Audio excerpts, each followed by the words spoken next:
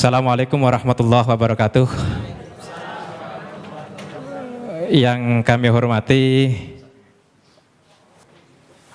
para pembicara, Ustadz Samsul Arifin Nababan, Ustadz Insan Moko Ginta, dan yang saya hormati Bapak Luga Tambunan dan Bapak Yohanes Tambubolon. Tepuk tangan untuk mereka berempat.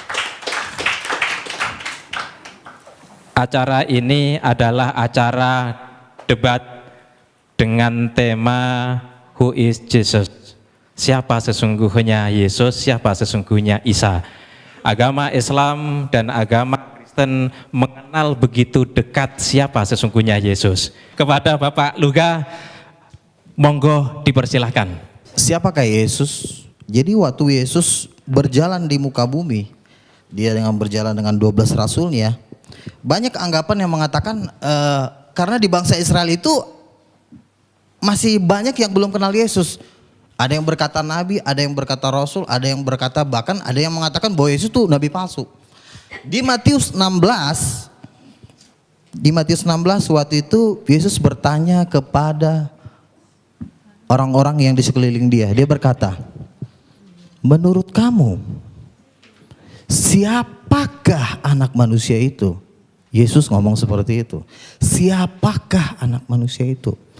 Lalu jawab murid-muridnya, ada yang berkata nabi, ada yang berkata Elia, Yesus kata gitu. Terus mereka menjawab lagi, ada yang berkata Musa atau salah seorang di antara para nabi. Saudara tahu bahwa jawaban dari mereka ini sebenarnya sudah mewakili jawaban dari semua agama. Tetapi pada saat Yesus mendengarkan jawaban mereka ini, Yesus tidak mengatakan, itu benar. Apa tadi? Nabi. Itu benar nabi. Yesus tidak mengatakan seperti itu. Dia tidak pernah mengatakan seperti itu. Dia jalan lagi. Menurut kamu siapakah anak manusia itu? Salah satu di antara para nabi. Dia lewat. Siapakah Yesus itu? Musa. Dia lewat juga. Karena jawaban ini adalah menentukan hidup yang kekal. Jawaban ini menentukan keselamatan yang kekal. Lalu Yesus bertanya kepada murid-muridnya yang 12 itu. Menurut kamu siapakah aku ini? Dan kemuliaan Tuhan turun atas Petrus. Petrus menjawab, engkau adalah Mesias anak Allah. Yesus langsung berkata begini, berbahagialah engkau Simon bin Yunus, karena bukan manusia yang mengatakan itu kepadamu, melainkan Bapakku yang di sorga. Dan saat itu juga Yesus mengatakan, mulai hari ini di atas batu karang ini aku akan mendirikan jemaatku, dan alam maut tidak akan menguasainya. Jadi banyak orang yang menjawab nabi. Di dunia ini banyak nabi utusan. Orang Yesus sendiri juga mengaku utusan kok. Yesus mengatakan aku diutus oleh Bapa. Nah kalau dia diutus kok dia Tuhan? Halo. Tetapi pada saat jawaban Petrus adalah jawaban yang diterima dengan dahsyat oleh Yesus. Sampai Yesus membuat suatu perjanjian kekal. Kepadamu kuberikan kunci kerajaan sorga, dan alam maut tidak akan menguasainya. Kunci kerajaan sorga tidak diberikan kepada orang-orang yang menjawab, nabi, utusan, rasul katanya. Nah yang jadi pertanyaan begini, lalu Yesus itu kan diutus, kok dia bisa jadi Tuhan sih? Masa ada Tuhan diutus? Itu yang jadi pertanyaan manusia, betul kan? Jadi begini saudara-saudara, jadi saya debat di blog ediprayatnawordpress.com, pengunjungnya udah 150.000 dan komentator terbanyak berada di wall saya ya. Jadi saya berada di peringkat pertama. Saya tahu jawaban, saya tahu pertanyaan kalian. Saya tahu itu. Tapi kalau kita buka di Ibrani 1 ayat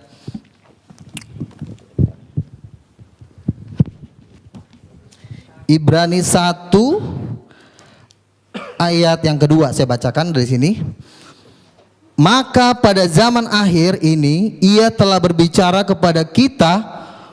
Oh, ayat 1 sampai 2 ya, saya baca dari. Setelah pada zaman dahulu berulang kali dan dalam berbagai cara berbicara kepada nenek moyang kita dengan perantara nabi-nabi. Jadi dari dulu Tuhan sudah berbicara kepada manusia itu melalui perantara nabi-nabi. Terus maka pada zaman akhir, berarti ada season kedua nih. Habis zaman nabi-nabi baru ada season yang terakhir ya. Maka pada zaman akhir ia telah berbicara kepada kita dengan perantaraan anaknya yang telah ia tetapkan sebagai yang berhak menerima segala yang ada. Jadi Tuhan, Rasul Paulus menjelaskan bahwa dari dulu Tuhan menceritakan tentang dirinya melalui nabi-nabi, tetapi pada perjanjian baru Tuhan berbicara melalui anaknya. Saudara, kalau di dalam kerajaan sorga itu nabi-nabi itu disebut hamba-hamba Tuhan. Tetapi anak Allah itu bukan hamba. Saya adalah anak, saya punya pembantu. Derajat saya sebagai anak dengan pembantu itu beda. Karena anak itu darah bapak saya. Jadi pengertian ini yang harus dimengerti. Jadi kalau waktu itu saya pernah debat dengan Dr. Saniumur, anak Allah itu artinya apa sih Pak? Anak Allah itu artinya orang yang disayang Tuhan, lalu langsung diterjemahkan menjadi nabi. Anak Allah tidak bisa langsung diterjemahkan dengan jadi nabi. Dasarnya apa? Karena Yesus mengatakan seperti ini. Pada waktu Yesus berjalan di muka bumi, dia memberikan suatu perintah kepada manusia. Aku diutus oleh Bapa, benar ya, Yesus memang utusan. Tetapi karena Yesus utusan bukan berarti dia langsung jadi nabi. Jangan langsung ditafsir sembarangan. Karena yang bisa berhak menafsirkan kitab para nabi-nabi itu cuma 12 rasul. Makanya dikatakan bahwa Yerusalem baru itu dibangun pondasinya itu nama 12 rasul. Jadi jangan ada satu manusia pun sekalipun dia gelarnya doktor, profesor, mau dari Harvard, mau dari manapun, tidak punya hak menafsirkan kitab para nabi. Jadi yang bisa menafsirkan kitab para nabi itu cuma rasul. Amin saudara. Jadi rasul-rasul inilah yang bisa menjelaskan karena mereka dasar pondasi. Kalau Anda mendengarkan menurut pendapat doktor teologi A, doktor teologi B, dasarnya apa? Kenapa rasul bisa menjelaskan kitab para nabi? Satu, contoh Rasul Paulus. Rasul Paulus adalah diklaim orang muslim sebagai pendiri agama Kristen. Jadi katanya Rasul Paulus itulah yang mengatur semua tentang Yesus Tuhan itu di Alkitab. Rasul Paulus menjelaskan tentang Yesus Tuhan itu nggak cuma ngomong, saudara. Itu diteguhkan dengan tanda-tanda mujizat. Siapapun tidak boleh menafsirkan kitab para nabi kalau tidak diteguhkan dengan tanda-tanda mujizat. Ada waktu itu Rasul Paulus menginjili seseorang, dia bilang begini, udah kau percaya Yesus Tuhan. Ada juga datang nabi palsu. Udah jangan dengar si Paulus. Paulus itu palsu. Paulus bilang apa? Paulus bilang gini di Kisah Para Rasul, hai anak iblis, buta kau. Buta langsung. Jadi bagaimana mungkin seorang buta ini yang udah dibutakan sama Paulus mengatakan gini sama Paulus, kau palsu ya, dia aja jalan nggak bisa. Paulus udah melakukan suatu tanda mujizat yang dahsyat, makanya kesaksiannya itu bisa dipegang. Jadi nggak cuma ngomong, Tuhan tuh nggak segan dengan gelar Anda doktor. Emang Tuhan takut kalau gelar Anda profesor? Tuhan gak takut, tetapi Tuhan takut apabila engkau disertai Tuhan dan engkau melakukan tanda-tanda mujizat. Mungkin Anda berkata, wah, Joko Bodo juga bisa bikin mujizat. Ini juga bisa bikin mujizat, siapa tuh? Ponari. Saya mau katakan satu hal ya. Tuhan Yesus sudah tahu kalau nanti omongan-omongan seperti itu akan ada di dunia, dia udah tahu banget. Makanya Yesus memberikan standar mujizat, ya. Dia berikan standar. Waktu itu Yohanes Pembaptis bertanya, apakah engkau Mesias? Apakah engkau yang akan datang itu? Yesus memberikan standar mujizat kepada murid-murid Yohanes yang diutus ke dia. Dia bilang begini, katakan kepada Yohanes, orang buta melihat, orang lumpuh berjalan, orang mati dibangkitkan, dan kepada orang miskin diberikan tanda-tanda mujizat. Jadi mujizat ini menjadi standar kemuliaan Tuhan. Jadi pertanyaan gini, Joko Bodo juga bisa bikin mujizat. Kalau memang Joko Bodo bisa bikin mujizat, coba bikin aja kayak gitu. Saya nggak pernah dengar mujizat-mujizat seperti yang dikatakan di Matius 9 ayat 8. Bangkitkanlah orang mati, usirlah setan, tahirkan orang kusta, celikkan mata orang buta. Dan ayat ini cuma ada di Alkitab, saudara. Maaf nih saudara, ayat seperti itu tidak ada di Al-Quran. Jadi mujizat, makanya Tuhan mengatakan,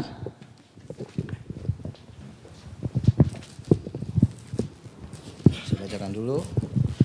Jadi pernyataan-pernyataan seseorang harus diteguhkan dengan tanda-tanda mujizat. Saya baca Kisah para Rasul 14 ayat 3.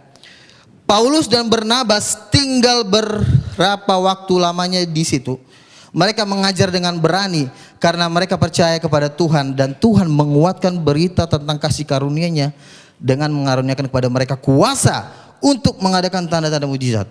Jadi tanda-tanda mujizat itu, lalu pernah saya debat di Facebook, dibilang begini, Pak Luga, mujizat kan itu kan ada kan cuma di zaman Nabi. Coba tunjukin ayatnya di mana mujizat cuma berhenti di zaman Nabi. Yoel 2:28 mengatakan bahwa pada hari-hari terakhir justru Tuhan lebih dahsyat lagi bikin mujizat. Bahkan dia bisa menurunkan api dari langit. Reinhard Bonnke mengadakan KKR di Afrika, itu sampai 100 orang mati dibangkitkan. Orang buta melihat, orang lumpuh berjalan. Lalu ada satu orang lagi, teman saya ngomong gini, ada namanya Paulus Tanker loh Pak Luga. Kenapa Paulus Tanker? Dia itu mantan pendeta. Oh gitu, terus apa? Dia temannya Gilbert Lumenong, terus kenapa? Katanya orang yang buta itu dibayar, habis dibayar disuruh maju ke depan, pas buta melihat, wih orang jadi histeris, jadi itu dibayar katanya. Oh gitu, dibayar. Jadi siapa tadi namanya? Paulus Tanker. Oke. Kan firman Tuhan berkata 2-3 orang saksi sah. Kalau memang itu dibayar, akan juga banyak cerita-cerita seperti Paulus Tanker di Nigeria, di Afrika, dan banyak terjadi pembayaran. Jadi tidak bisa satu orang kesaksian dijadikan menjadi satu landasan. Karena 4 tahun saya berdebat, dari tahun 2000 saya berdebat waktu itu dengan Pak Jahir, kan ketua lembaga kristologi. Dia bilang, wah itu mujizat palsu, itu cuma direkayasa. Tetapi apa yang terjadi? Di TV-TV banyak terjadi mujizat Tuhan. Dan saya mau katakan, terus terang dari hati nurani saya, belum pernah ada kiai bikin seperti itu. Sama juga di zaman Yesus. Di zaman Yesus itu banyak juga tukang-tukang sihir, tukang-tukang santet, tukang-tukang apa. Tetapi pada saat Yesus melakukan mujizat yang luar biasa, bangsa Israel mengatakan seperti ini, yang seperti ini belum pernah kita lihat di Israel. Jadi mujizat setan dengan mujizat Tuhan itu levelnya jauh. Kalau cuma batuk atau mungkin disayat terus hilang, itu kalau dijual nggak laku menurut saya. Tapi kalau orang buta melihat, orang lumpuh berjalan, orang mati dibangkitkan, dan mujizat-mujizat itulah yang meneguhkan kesaksian para rasul-rasul. Jadi Paulus ditentang di seluruh dunia. Siapa yang nantang? Pakar-pakar teologi ya, dokter-dokter. Coba lihat kehidupan mereka yang menentang Paulus. Siapa mereka? Mereka juga nggak jelas gitu loh. Kecuali mereka membuat tanda-tanda mujizat yang lebih dari Paulus. Dia membuat mujizat-mujizat yang 2 kali lipat lebih hebat dari Paulus, baru boleh dia ngomong. Tapi kalau cuma Paulus palsu, dasarnya apa? Itu ayatnya. Paulus sendiri mengatakan, oleh dustaku semua ini. Terus Paulus palsu apa? Paulus waktu nyanyi itu terjadi gempa bumi, dan orang yang di penjara itu sampai mau bunuh diri. Itu terjadi gempa bumi. Mungkin orang mengatakan, itu kan karangannya Paulus, bukan karangan Paulus. Kenapa? Karena sampai hari ini mujizat itu masih sampai hari ini tetap terjadi. Nah, jadi artinya kalau saudara Paulus Tanker mengatakan bahwa itu mujizat-mujizat palsu, Tuhan kan bilang kita harus cerdik. Kita harus juga mengumpulkan saksi-saksi, bukan cuma Paulus Tanker. Kumpulin dulu dia 100 orang yang mempunyai kesaksian kayak Paulus Tanker, ada enggak? Ini kan cuma satu doang yang baru saya dengar. Jadi artinya kesaksian-kesaksian seperti ini tidak bisa dijadikan jadi dasar untuk melawan rasul-rasul. Kalau engkau berani mengatakan mujizat-mujizat yang dilakukan oleh Paulus itu bukan dari Tuhan, lalu kau bisa bikin apa emang? Engkau udah bisa bikin mujizat seperti Paulus? Kan yang saya lihat dengan mata saya, ya juga nggak bisa bikin apa-apa juga gitu loh. Kecuali ada mujizat yang lebih ngeri dari Paulus, boleh deh Paulus ditantang gitu loh. Itu satu. Terus itu tentang mujizat. Dan ini satu perintah Yesus, saudara, yang menurut saya orang Islam satu step mereka tidak mengerti. Padahal dalam hati saya, kalau saja mereka mengerti di sini, mereka pasti tahu bahwa Yesus adalah Tuhan. Contoh begini.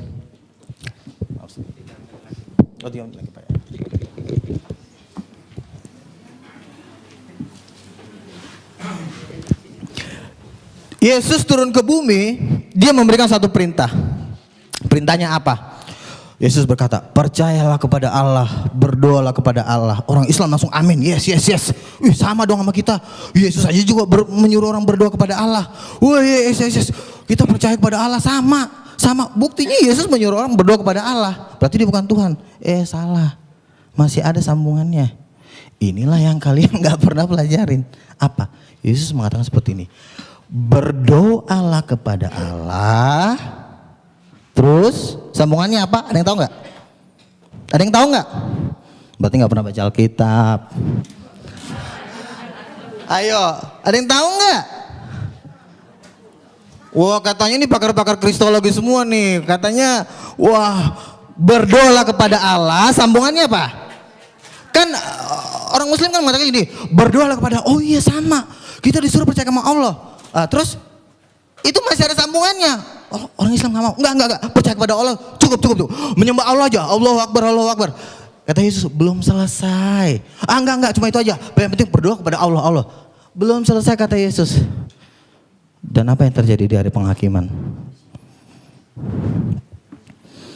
Yesus memisahkan antara domba dan kambing. Yesus akan mengatakan seperti ini karena Yesus mengatakan berdoalah kepada Allah. Sambungannya adalah dalam namaku.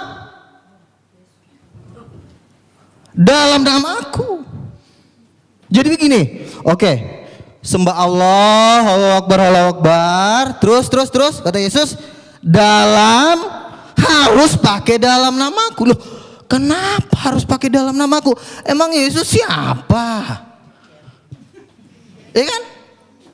Yang menjadi pertanyaan adalah, emang Yesus siapa? Kenapa harus pakai nama dia? Loh, harus dalam nama Allah. Harusnya nama Allah dong. Sekarang saya tanya sama ibu, nama Allah siapa? Allah. Nama Allah katanya Allah. Salah. Yesus tidak pernah menulis di Alkitab, wahai kamu manusia di muka bumi. Ya Tuhan Yesus. Nama Allah, nama Bapakku adalah Allah. Mana ayatnya? Dalam Al-Quran ada. Ya. Jadi begini, makanya kita harus tahu perjanjian lama. Waktu Musa diutus oleh Tuhan, habis. Oke, itu aja. Oke. Tetap semangat, jangan takut. Oke. Baik, tepuk tangan untuk Pak Luka Tambunan. Masih semangat Bapak Ibu? Bapak Yohanes Tampu Bolon, kepada beliau yang terhormat dipersilahkan. Saya juga termasuk orang, artinya orang beragama tapi tidak bertobat. Tapi puji Tuhan, saya ditangkap Tuhan terakhir-terakhir ini tahun 90-an. Saya makin mengenal Tuhan, saya punya karunia. Walaupun sudah ditegur oleh Tuhan, sudah dikasih firman oleh nabi-nabinya juga lemah semua. Jadi para nabi pun tidak sanggup membimbing manusia itu. Itulah sebabnya sebenarnya Tuhan akhirnya berbelas kasihan. Makanya Tuhan itu Tuhan yang pemurah, yang kasih. Tuhan akhirnya di Yohanes 20, ya, saya catat di sini. Yohanes 29:31, Tuhan mengutus Yesus turun ke dunia untuk menyelamatkan manusia itu. Karena nabi pun tidak sanggup untuk menyelamatkan manusia itu. Jatuh di dalam dosa. Dan apa rahasianya? Saudara-saudara, ada di dalam suatu hukum karena ini kejadiannya kedatangan Yesus ada di Israel. Kalau orang berdosa harus dihukum mati, saudara-saudara. Itu hukum Israel di sana, ya. Jadi saudara-saudara, bagaimana mengampuni dosa ini yang banyak orang ini? Apakah harus dimatikan? Tuhan akhirnya berbelas kasihan. Itu tidak sangat mungkin. Saya menciptakan mereka segambar dengan saya. Akhirnya dengan kasih Allah, inilah yang kita kenal dengan Tuhan Roh Pemurah. Dia mengutus Yesus yang adalah rohnya sendiri sesuai dengan Alkitab dan Al-Quran. Itu dia bukan hasil perkawinan manusia biasa. Tapi Alkitab menyaksikan dia adalah roh Allah sendiri. Dia hanya menjelma. Al-Quran juga saya baca, dia adalah menjelma gitu ya melalui Miriam, ya. Hampir sama titik tertemunya di sini. Jadi kalau dua Alkitab mengatakan tentang Mesias itu adalah roh Allah, kebenarannya tidak ada yang bisa menyangkal, saudara-saudara. Ya itu, jadi di sinilah yang kita bersyukur dua agama besar ini, bahkan sebenarnya dengan agama Yahudi di dalam akhir zaman ini sedang Tuhan pertemukan, ya mengenal Tuhan itu sendiri. Sedang Tuhan pertemukan. Inilah keajaiban tiga agama ini. Maaf aja dengan agama yang lain saya tidak bisa nyambung. Karena tidak ada nabi-nabinya, tidak ada pewahyuannya. Karena kunci rahasia daripada firman adalah ada pewahyuan dan harus ada nabinya, ya. Gak mungkin itu diberikan kepada bukan manusia nabi. Kalau manusia biasa gak bisa, bapak-bapak sekalian, ya, gak sembarangan. Jadi itulah saudara-saudara kekasih. Akhirnya Tuhan mengutus Yesus sebagai Mesias. Dan persoalannya sekarang, kenapa Yesus yang diutus? Bukan Nabi lagi. Saya belajar Alkitab teologi, saudara-saudara. Ternyata saudara-saudara, yang harus dihukum ini harus mati. Untuk mengampuni dosa ini harus mati. Itu benar, Yesus harus mati. Makanya menurut teologi, Yesus itu 100% manusia. Tapi persoalannya sekarang, siapa yang bisa mengampuni dosa manusia? Apakah ada manusia yang bisa mengampuni manusia? Enggak bisa. Hanya Tuhan yang bisa mengampuni dosa manusia. Makanya Yesus itu setengah, ya, roh Allah, dan memang ada dagingnya adalah manusia dan lahir ke bumi. 100% Allah dan 100% manusia. Itulah keajaibannya. Ya, inilah keajaiban daripada rahasia ini, Bapak Ibu sekalian. Karena apa? Kalau Nabi sendiri nggak sanggup mengampuni dosa, Bapak Ibu sekalian, nggak sanggup. Itulah makanya waktu saya belajar teologi, oh iya luar biasa. Saya juga mengerti, oh luar biasa kenapa sampai seperti itu adanya rahasia Tuhan itu. Jadi itulah sebabnya oleh karena kasihnya dia mengutus Yesus dengan seperti itu, rahasia seperti itu, saudara-saudara, ya. Dan saudara-saudara, apa yang terjadi ketika Yesus benar-benar disalib, ya, oleh Raja Herodes itu, Raja Herodes menyalib dia. Iblis memakai Raja Herodes dan ketawa-ketawa iblis itu. Oh, dia sudah mati. Tapi jangan salah, Bapak Ibu, Alkitab ini mengatakan semua ada di firman ini, tapi saya nggak sempat baca ini karena sangat cepat. Ada tertulis di sini, saya singkat aja poinnya. Ketika Yesus tersalib, dia dikubur. 3 hari lamanya dia ke alam maut. Dia berperang dengan iblis di sana. Tapi saudara-saudara, apa yang terjadi? Dia bangkit. Alkitab ada tertulis, ya, dia bangkit. Dia berarti menang melawan iblis. Kalau dia tidak bangkit, dia berarti tidak menang melawan iblis. Tapi ternyata bangkit. Bahkan dia naik ke surga.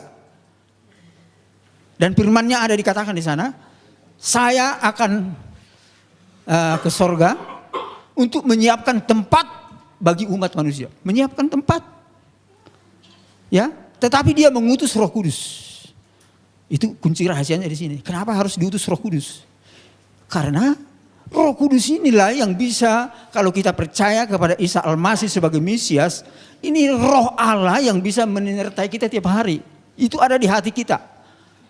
Itu saudara-saudara, itu kelebihan keunggulan daripada rahasia daripada Yesus diutus ke dunia ini. Ketika dia sudah di sorga sebagai pendoa syafaat, ya, Roh Kudusnya ada di dunia ini terus. Dan sekarang pun saya percaya, kita percaya ada Roh Kudus.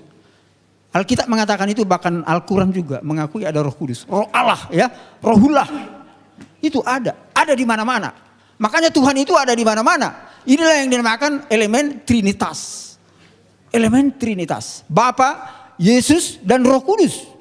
Dan Roh Kudus inilah yang menolong kita ketika percaya kepada Allah.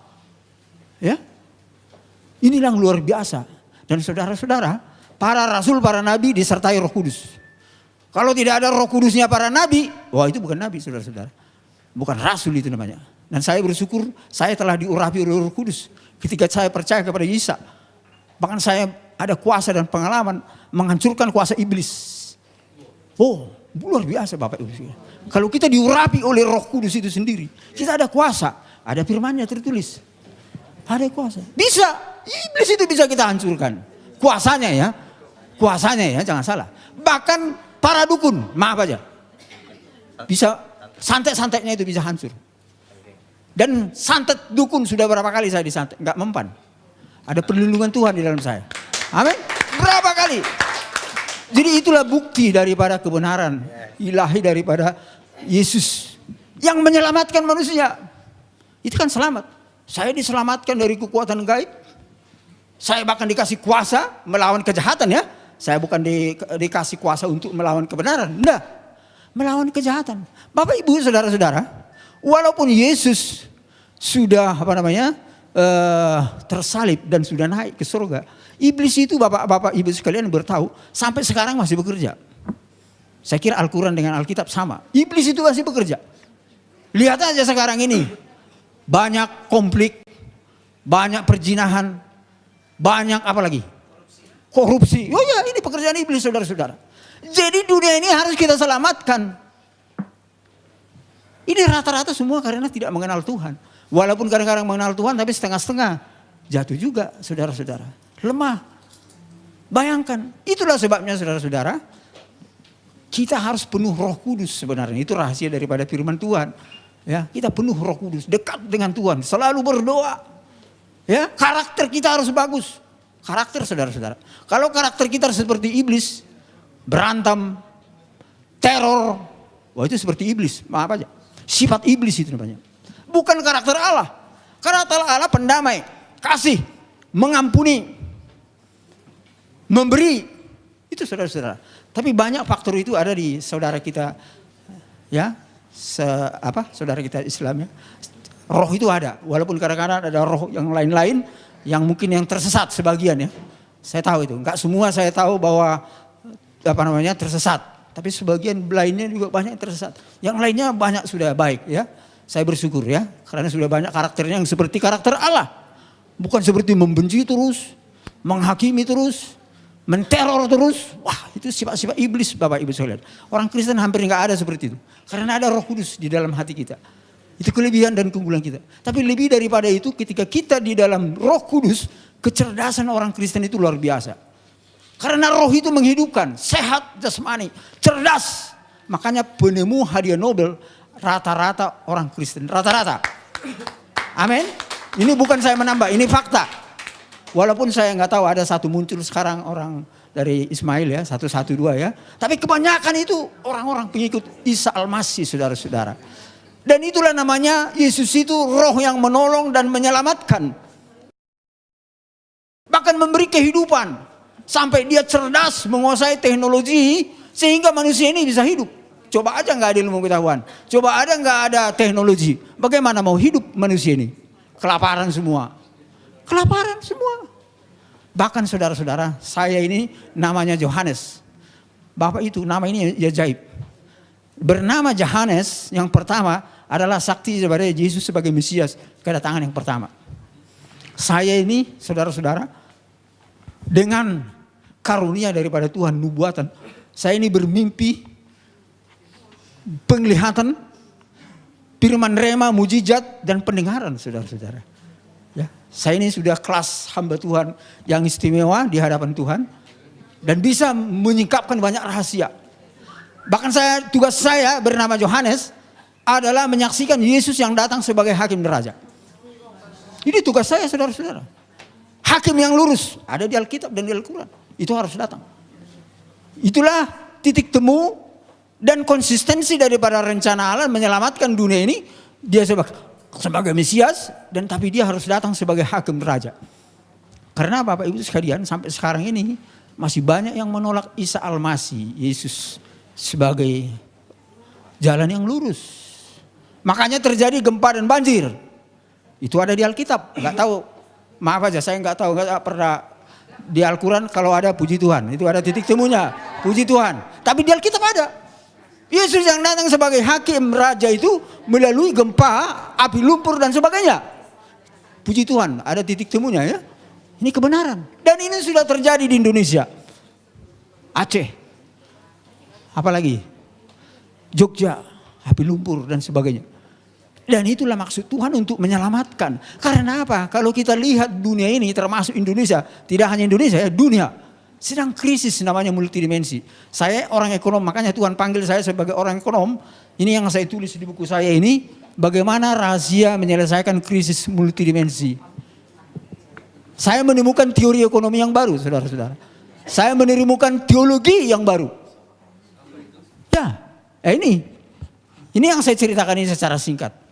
Akibat daripada rahasia itu dibuka Tuhan kepada saya. Sehingga dunia ini, Indonesia ini menjadi baru. Karena apa saudara-saudara? Kerajaan Allah yang Tuhan mau bangun sekarang ini bukan langsung ke sorga. Ini adalah zaman akhir zaman, 1000 tahun damai. Itu sesuai dengan Wahyu 20. Yesus yang memerintah sebagai hakim raja. Karena dia yang pernah datang ke dunia ini, dia akan kembali ke dunia ini menjadi raja di dunia ini. Raja yang memulihkan dunia ini. Jadi saudara-saudara, jangan istilahnya salah mengerti. Kalau bukan Tuhan yang memulihkan dunia ini, siapa yang sanggup? Nabi pun tidak sanggup dalam sejarahnya. Hanya Tuhan. Roh Allah itu sendiri bekerja melalui orang-orang yang baik dan benar. Sehingga antara lain moral etika daripada pemimpin ekonomi politik termasuk pemimpin agama ini harus benar. Dan disitulah roh Allah itu bekerja. Kalau berdosa terus hubungan kita dengan Tuhan putus. Ya, bahkan dihakimi kita. Kalau kita berdosa terus, walaupun kita sudah beragama namanya. Itu? Tapi berdosa terus. Inilah rencana Tuhan saudara-saudara sebagai hakim raja. Makanya saya pernah bertanya kepada Tuhan, kenapa Tuhan Yesus datang sebagai Mesias, kemudian datang sebagai hakim raja. Saudara-saudara sekalian, penelitian saya di dalam alam roh dan Alkitab, Yesus datang sebagai Mesias itu dia lebih menekankan kepada roh kemurahan, kasih. Ya, bahkan dia sampai mau tersalib untuk menyelamatkan manusia itu. Tetapi saudara-saudara, Alkitab mengatakan kalau Yesus datang sebagai hakim raja, dia akan mencurahkan sifat Allah yang perkasa. Bukan yang pemurah, yang perkasa, tapi tidak meninggalkan yang pemurah. Ini aspek nubuatan ya, teologi. Yang perkasa artinya tegas. Yang jahat harus dihukum. Yang fasik harus ditegur. Bertobat. Begitu saudara-saudara. Sampai terjadi gempa banjir itu semua adalah teguran. Bagi orang-orang yang gak percaya Tuhan itu saudara-saudara. Sampai dia semua agama percaya bahwa hakim yang adil itu, jalan yang lurus itu menyatakan dirinya. Kiranya Tuhan memberkati kita semua.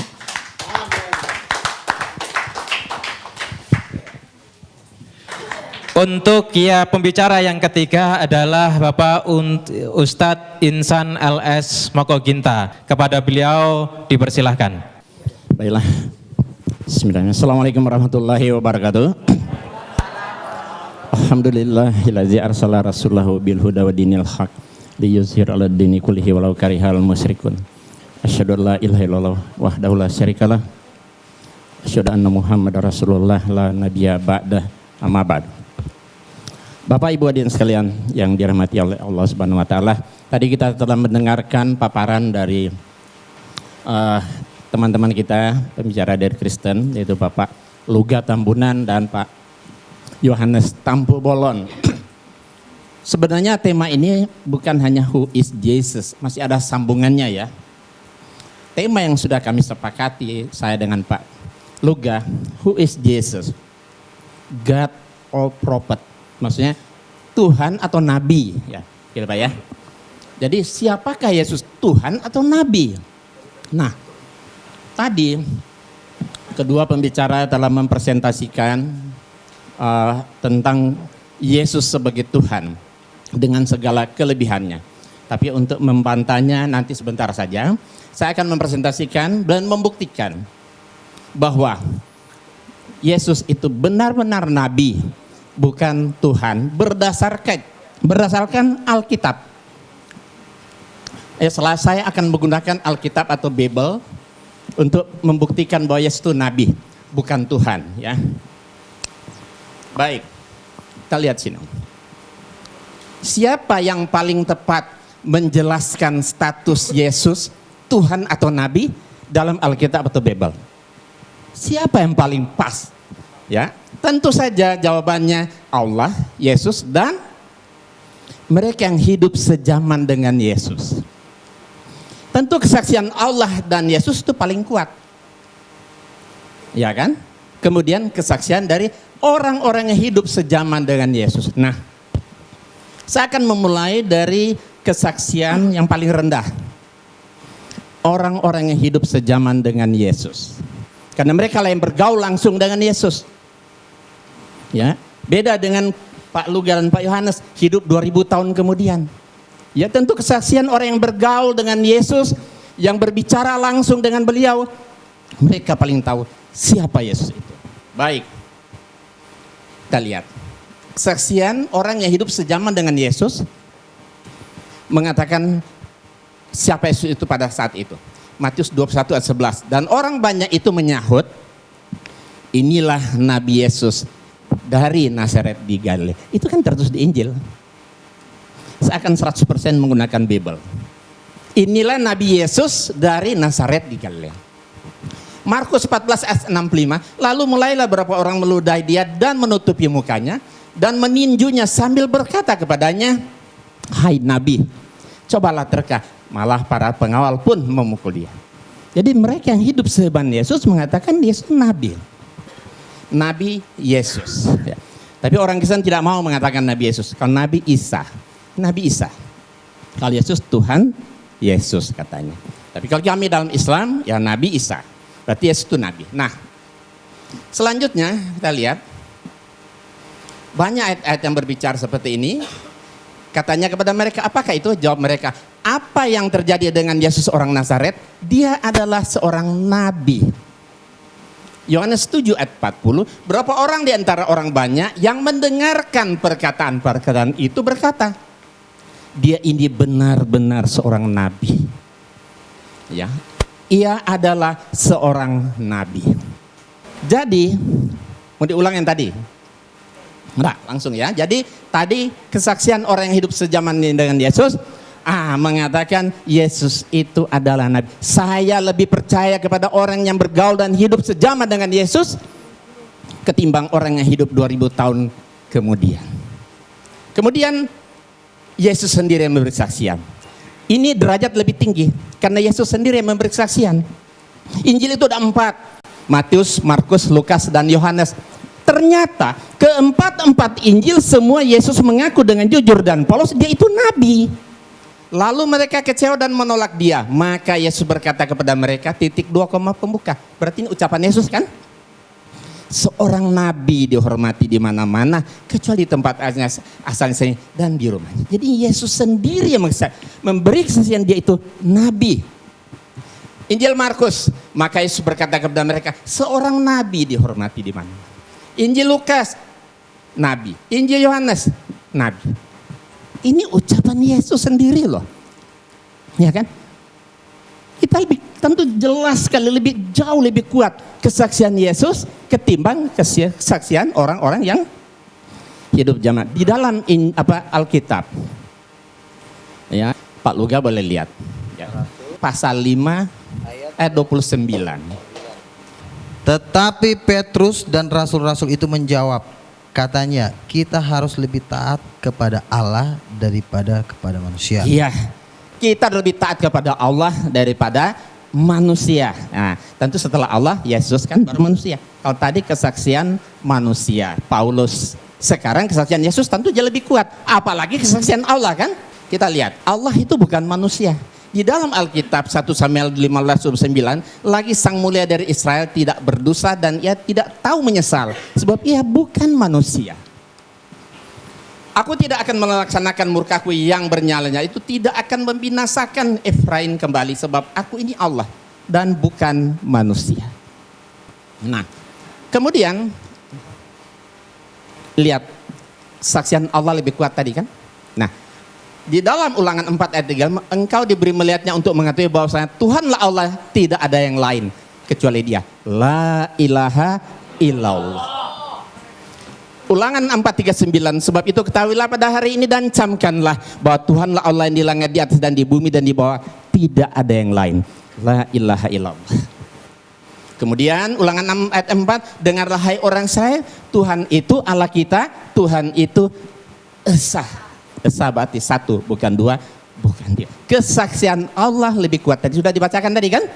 Kita menerima kesaksian manusia, tapi kesaksian Allah itu harus lebih kuat. Jadi kesaksian Pak Luga dan Pak Yohanes kita bisa terima, tapi kesaksian Yesus dan Allah pasti lebih kuat. Kita lihat ini, tidak ada Allah kecuali aku. Di Yesaya ya, bahwa aku tetap Dia. Akulah Tuhan dan tidak ada juru selamat selain daripada aku. Ya, akulah Allah, juga seterusnya aku tetap Dia. Jadi Allah tetap Allah, nggak akan pernah berubah menjadi manusia.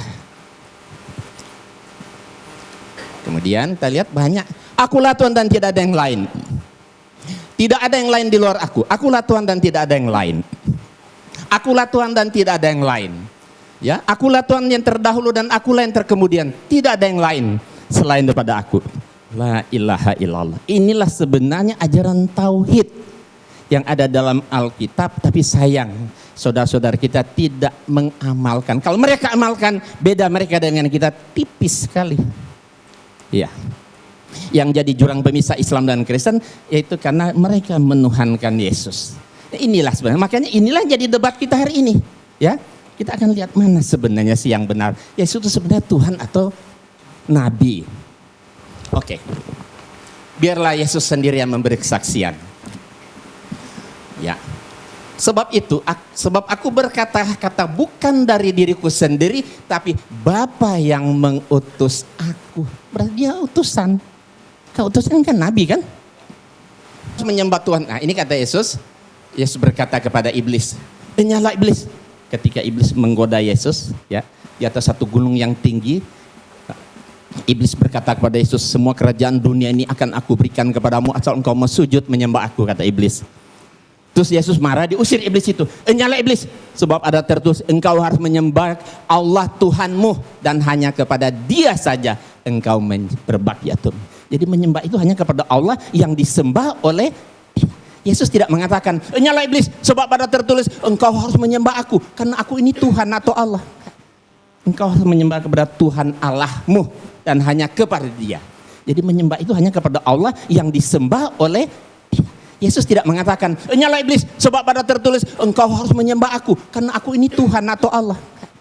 Engkau harus menyembah kepada Tuhan Allahmu dan hanya kepada Dia. Nah ini, ketika Yesus berdiskusi dengan orang Saduki, ahli Taurat, seorang ahli Taurat yang mendengar Yesus dan orang-orang Saduki sedang bersoal jawab, dan Yesus memberi jawab yang tepat dan datang kepadanya bertanya. Orang Saduki bertanya kepada Yesus, "Hukum mana yang paling utama?" Jawab Yesus, "Hukum yang terutama, dengarlah hai orang Israel, Tuhan itu Allah kita. Tuhan itu Esa. Tuhan itu Allah kita." Kata Yesus, berarti termasuk Allah Dia kan? Tuhan itu Allah kita, Tuhan itu Esa. Esa berarti satu, bukan dua, bukan tiga. Terus apa yang diucapkan oleh Yesus dibenarkan oleh ahli Taurat. Dia sedang berhadapan muka dengan Yesus saat itu. Apa kata dia? "Tepat sekali guru." Bukan Tuhan kan? "Tepat sekali guru. Benar katamu itu bahwa Dia Esa dan bahwa tidak ada yang lain kecuali Dia. La ilaha illallah." Jadi kesaksian ahli Taurat ini lebih dapat dibenarkan karena dia berhadapan langsung, sedang berdiskusi langsung dengan Yesus, ketimbang pendeta atau orang-orang hidup di zaman saat ini. Kemudian, inilah hidup yang kekal itu, bahwa mereka mengenal engkau satu-satunya Allah yang benar dan mengenal Yesus Kristus yang telah engkau utus. Jadi inilah sebenarnya syahadatain, bagi umat Kristiani yang diajarkan oleh Yesus. Dua pengakuan syahadat. Pertama mengatakan Allah satu-satunya dan Yesus hanya utusan. Asyhadu alla ilaha illallah wa asyhadu anna Isa Rasulullah. Kata Yesus, iya, inilah hidup yang kekal, itu bahwa mereka mengenal Engkau, Allah maksudnya satu-satunya Allah yang benar, dan mengenal Yesus Kristus yang telah Engkau utus. Berarti dia hanya seorang utusan. Utusan berarti nabi. Dan segala firman yang Engkau sampaikan kepadaku telah Kusampaikan kepada mereka, dan mereka menerima, sebab mereka benar-benar tahu bahwa Aku datang daripadamu, dan mereka percaya bahwa Engkaulah yang telah mengutus Aku. Jelas sekali Yesus mengaku dengan jujuran, Paulus, Engkau yang mengutus Aku. Berarti dia hanya seorang utusan, nabi, bukan Tuhan. Dan jikalau Aku menghakimi, maka penghakimanku itu benar, sebab Aku tidak seorang diri, tapi Aku bersama Dia yang mengutus Aku. Allah yang mengutus. Berarti Yesus seorang utusan, seorang nabi Allah, bukan Tuhan. Banyak sekali. Nah, ini menarik. Saya terjemahkan ke dalam berbagai bahasa. Ada bahasa Jawa, ada bahasa Sunda, ada bahasa Batak, ada bahasa Padang. Ini ucapan Yesus ya. Ini Yesus sendiri berkata, Aku tidak dapat berbuat apa-apa dari diriku sendiri. Aku menghakimi sesuai dengan yang apa aku dengar. Dan penghakimanku adil. Sebab aku tidak menuruti kehendakku sendiri, melainkan kehendak Dia yang mengutus aku. Aku orang bisa nindake apa-apa sakader karep ude. Aku nggak bisa.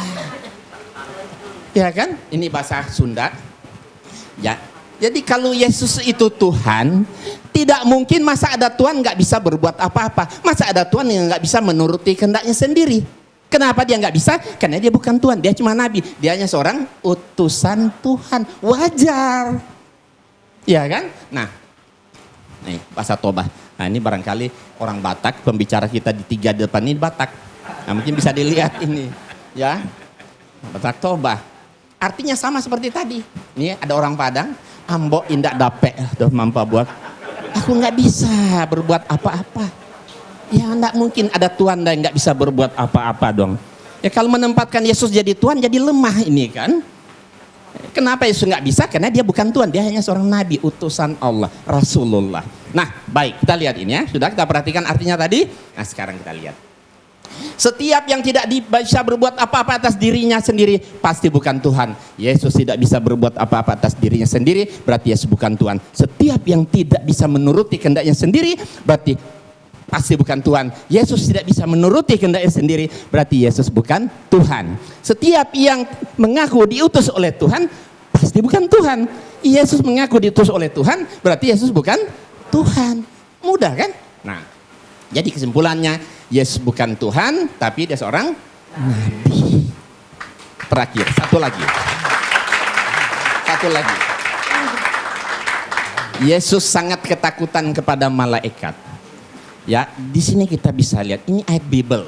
Kita bukan merendahkan Yesus, tapi mendudukkan Yesus pada posisinya yang benar. Ya. Kalau Yesus itu Tuhan, masa ada Tuhan takut sama malaikat? Tentu nggak wajar kan? Tapi kalau dia nabi, wajar. Maka seorang malaikat dari langit menampakkan diri kepada Yesus. Ya, untuk memberi kekuatan kepadanya. Ya, Yesus sangat ketakutan dan semakin bersungguh-sungguh berdoa. Peluhnya bagaikan keringat darah yang bertetesan ke tanah. Perhatikan, Yesus ketakutan kepada malaikat. Nah, kita lihat di sini Injil bahasa Sunda dan Jawa. Ya silakan baca yang orang Jawa sama orang Sunda. Injil bahasa Batak. Ini bahasa Padang. Ada nggak orang Padang sini? Ada. Oke, kita lihat. Jadi kesimpulannya, setiap yang menerima kekuatan dari malaikat Tuhan pasti bukan Tuhan. Yesus menerima kekuatan dari malaikat Tuhan, berarti Yesus bukan Tuhan. Setiap yang ketakutan kepada malaikat Tuhan, pada malaikat pasti bukan Tuhan. Yesus ketakutan kepada malaikat, berarti Yesus bukan Tuhan. Setiap yang bersungguh-sungguh berdoa kepada Allah, pada Tuhan pasti bukan Tuhan. Yesus bersungguh-sungguh berdoa kepada Tuhan, berarti Yesus bukan Tuhan. Setiap yang mengeluarkan seperti keringat darah saking takutnya kepada malaikat, pasti bukan Tuhan. Yesus mengeluarkan seperti keringat darah saking takutnya kepada Tuhan, berarti Yesus bukan bukan Tuhan. Nah, kalau Yesus banyak mukjizat seperti yang disampaikan oleh Pak Luga tadi, mukjizatnya hebat, bisa menyembuhkan orang sakit, membangkitkan orang mati dan sebagainya. Itu namanya mukjizat kan? Itu karena biiznillah, karena atas izin Allah. Jadi bukan Yesus yang hebat itu Allah. Karena doa Yesus dikabulkan, terjadilah. Iya, karena diizinkan oleh Allah, maka mukjizat itu jadi. Makanya Yesus banyak sekali ayat-ayat. Kalau mau lihat waktunya sebentar, saya akan perlihatkan kumpulan Yesus berdoa. Banyak sekali ayat dalam Alkitab Yesus berdoa kepada Tuhan. Kalau Yesus itu Tuhan, kenapa Tuhan masih berdoa kepada Tuhan yang mana lagi? Nah, karena doanya dikabulkan, terjadilah mukjizat itu untuk membuktikan bahwa dia itu betul-betul seorang nabi. Ya kan, supaya Bani Israel yakin dan percaya bahwa Nabi Isa adalah seorang nabi. Ya, saya rasa nanti dilanjutkan ya. Terima kasih kepada Bapak Insan LS Moko Ginta. Sekali lagi tepuk tangan biar tambah semangat. Baik, untuk pembicara kita terakhir yang keempat adalah Ustadz Samsul Arifin Nababan. Ini pembicara Batak yang ketiga. Kepada beliau 20 menit dipersilahkan. Assalamualaikum warahmatullahi wabarakatuh. Selamat sore kepada saudara-saudara kami dari umat Kristiani. Alhamdulillah.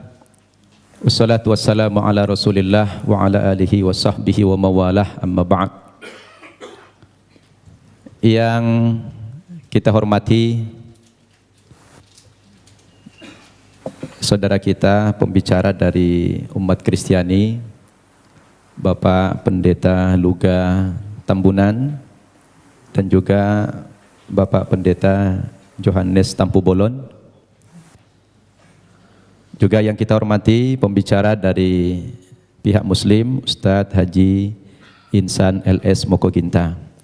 Bapak-bapak, ibu-ibu, para hadirin dan pendengar yang saya muliakan.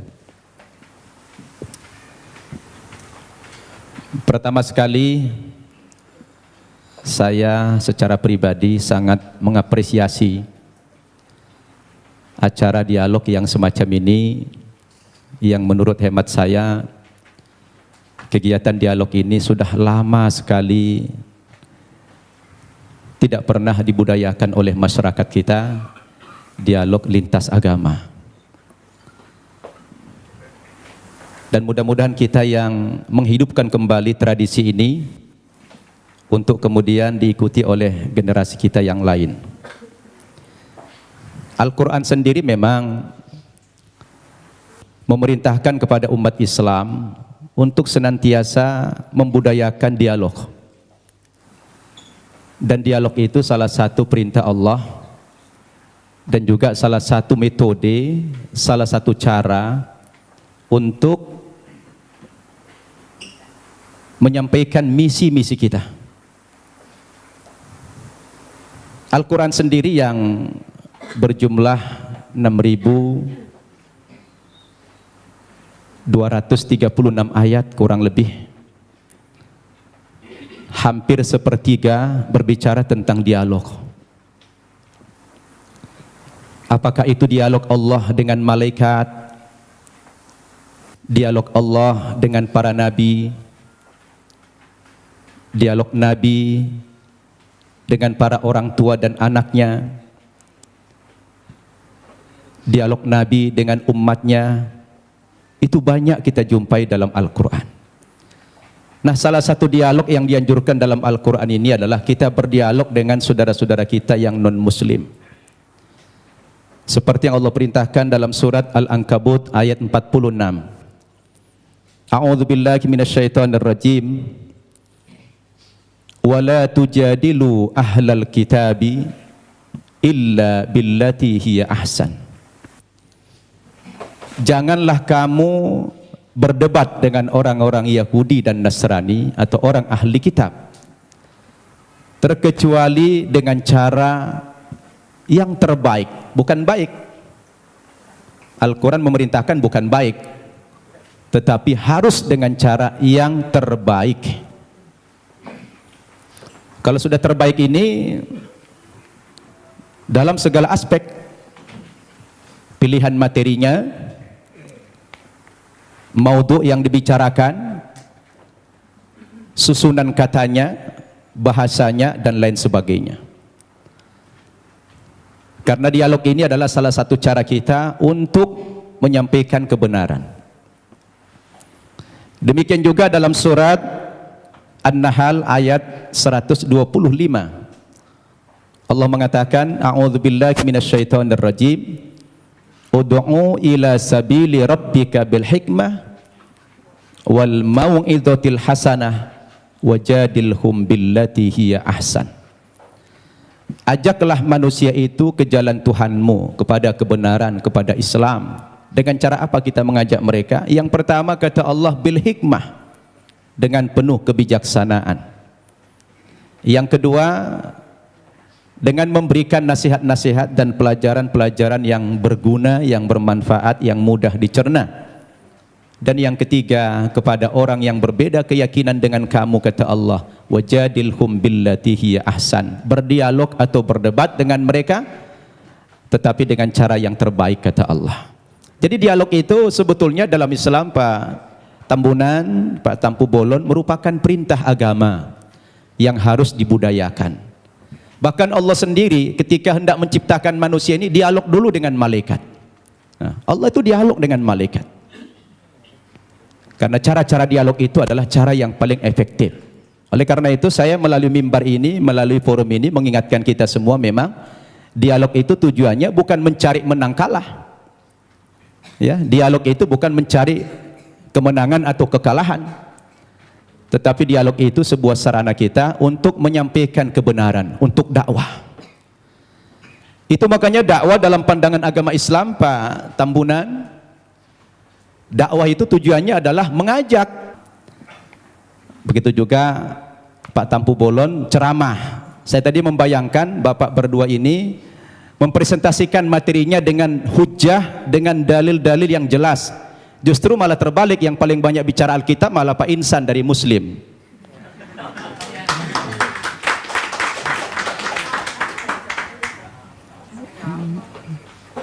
Itu yang kita harapkan tadi.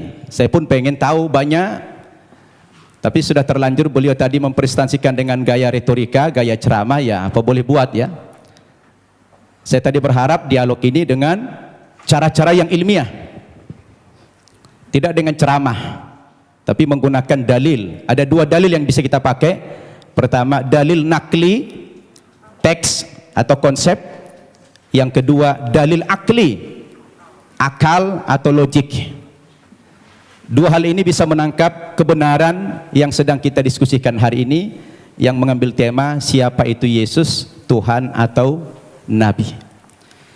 Baik Bapak Ibu yang saya muliakan, agar tidak terkesan mengulang materi yang sudah disampaikan pembicara terdahulu, saya akan masuk kepada materi yang lain dengan tema yang sama. Sebetulnya kepada saudaraku umat Kristiani, ketika kita bicara Yesus dalam bahasa Alkitab, Isa dalam bahasa Al-Quran, itu hanya perbedaan bahasa saja. Kedudukan Nabi Isa atau Yesus dalam Islam itu sangat terhormat, sangat mulia sekali.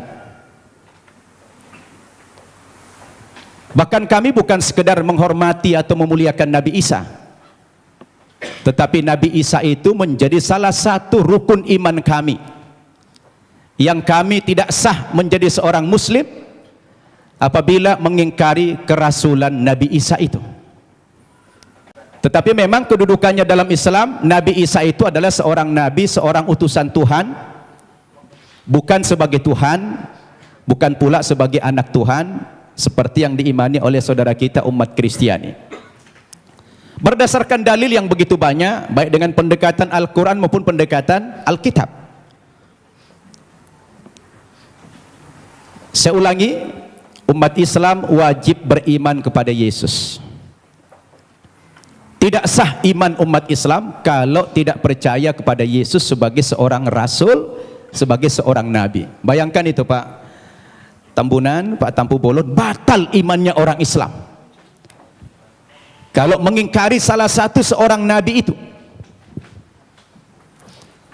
Makanya dalam sharing saya dengan umat kita Nasrani, saya selalu katakan begini, kalaulah seandainya agama Kristen itu yang benar, dengan tokohnya adalah Yesus, kemudian umat Kristen masuk ke dalam sorga, insya Allah umat Islam juga akan ikut masuk ke dalam sorga. Kenapa? Karena kita beriman kepada Yesus. Tetapi kalau Islamlah yang benar, dengan tokoh kita Nabi Muhammad yang juga mengimani nabi-nabi yang terdahulu, kemudian saudara kita umat Kristiani tidak beriman kepada kerasulan Muhammad, mohon maaf, terpaksalah saudara kita masuk neraka kalau akan masuk surga. Ini untungnya menjadi umat Islam.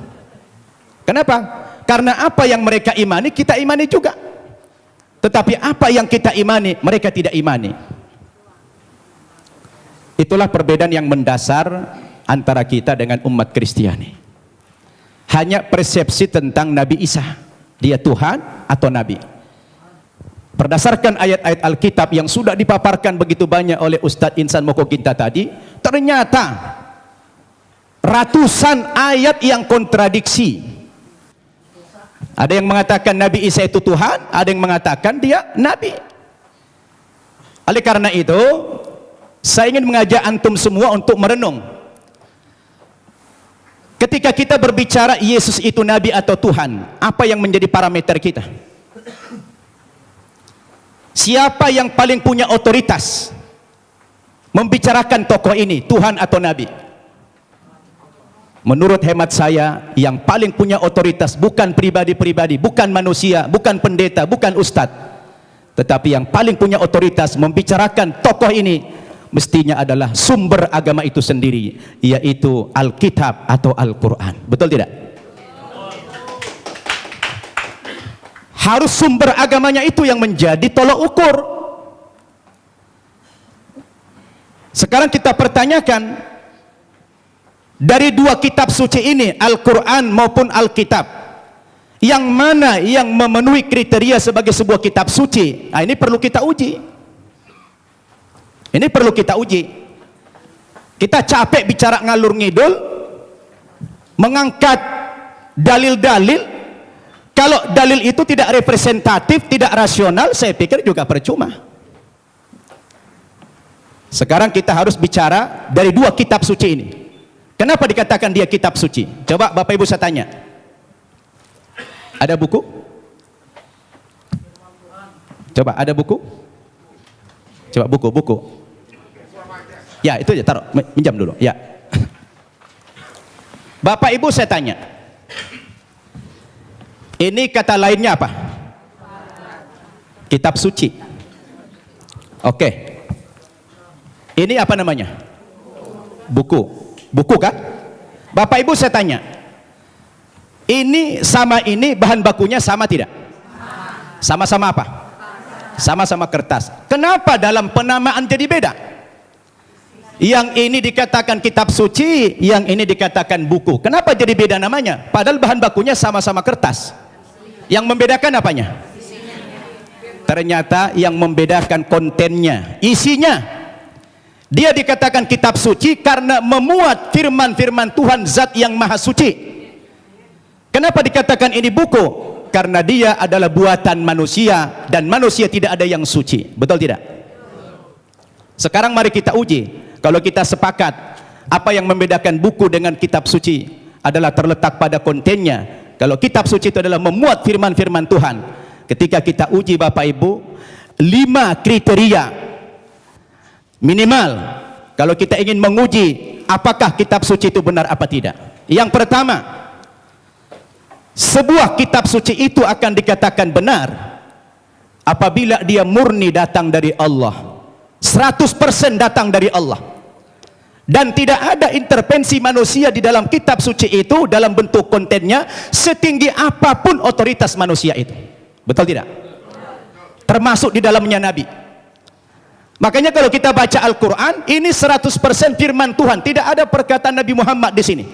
Perkataan Nabi Muhammad dimuat dalam hadis namanya. Tidak ada satu ayat pun di sini sumbangan Nabi Muhammad dalam bentuk isi. Ini adalah wahyu Tuhan 100%. Akan berbeda kalau kita baca ini Alkitab, di sini sudah tercampur, di sini ada perkataan Tuhan, di sini ada perkataan Nabi, di sini ada perkataan Rasul Paulus, di sini ada perkataan murid-muridnya, tercampur. Lalu di mana letak kesuciannya yang dikatakan kriteria kitab suci itulah murni datang dari Tuhan. Itu satu.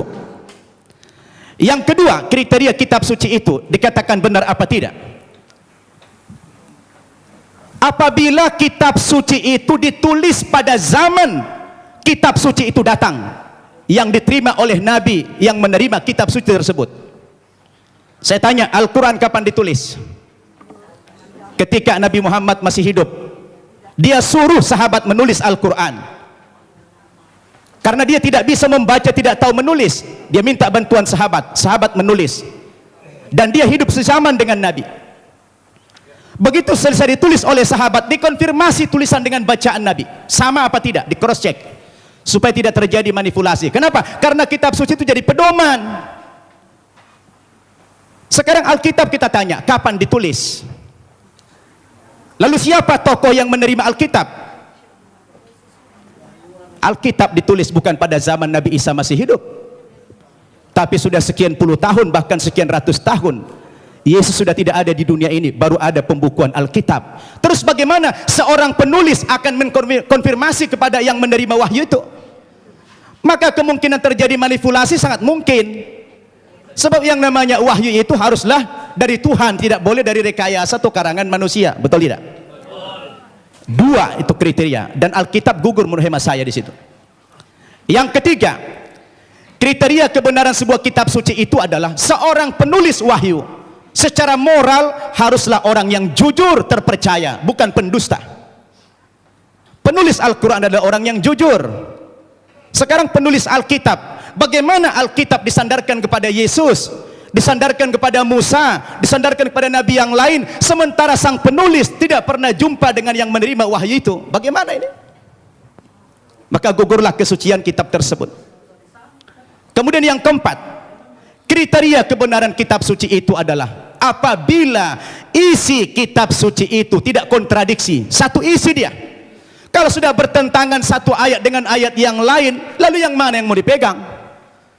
Masa Tuhan menurunkan tuntunan pedoman hidup bagi manusia, tapi manusianya malah bingung.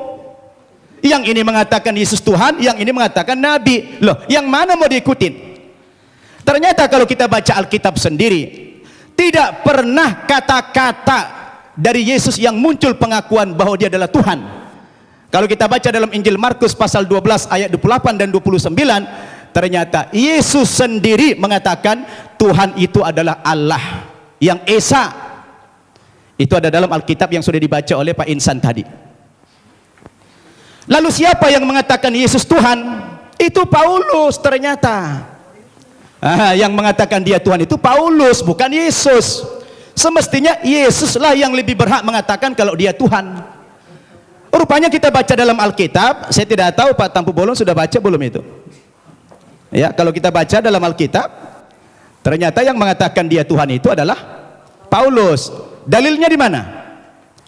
Dalam Kisah Para Rasul pasal 2 ayat 36. Ya, Kisah Para Rasul pasal 2 36. Apa kata Paulus? Jadi seluruh kaum Israel harus tahu dengan pasti bahwa Allah telah membuat Yesus yang kamu salibkan itu menjadi Tuhan dan Kristus. Coba. Ya, siapa yang mengatakan Yesus Tuhan? Paulus. Kemudian dalam kitab Filipi pasal 2 ayat 11.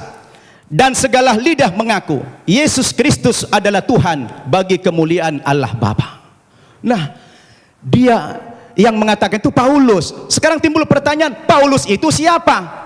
Paulus itu bukan muridnya Yesus, bukan sahabatnya Yesus, bukan pengikut Yesus, tapi Paulus itu adalah musuhnya Yesus. Nah, ini dia. Dan saya baca dalam Alkitab, ternyata aktor pendiri agama Kristen itu memang bukan Yesus. Yesus tidak pernah membawa agama Kristen. Yang mengatakan kata-kata Kristen itu adalah Paulus dalam Kisah Para Rasul pasal 11 ayat 25. Ketika dia mengajar di Antioquia lah pertama kali murid-murid itu dipanggil sebagai Kristen. Kristen artinya pengikut Kristus. Kristus artinya adalah juru selamat atau Al-Masih dalam Islam. Jadi Bapak Ibu yang saya muliakan, ini yang perlu kita jadikan sebagai alat ukur apakah Yesus Tuhan atau tidak. Kalau sudah kembali kepada Alkitab, saya pikir jelas semuanya. Maka kembali kepada kriteria yang tadi. Apa kriteria kebenaran sebuah kitab suci itu? Terakhir,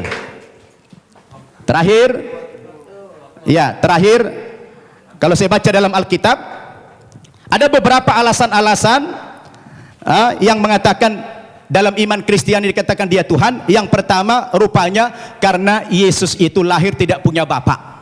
Karena ajaib dia lahir sehingga dianggap Tuhan. Lah kalau kita bicara logik, sebenarnya Nabi Adam itu lebih berhak menjadi Tuhan karena dia tidak punya bapak, tidak punya ibu. Yang kedua, dikatakan Nabi Isa atau Yesus itu pernah menghidupkan orang mati, lalu dikatakan Tuhan.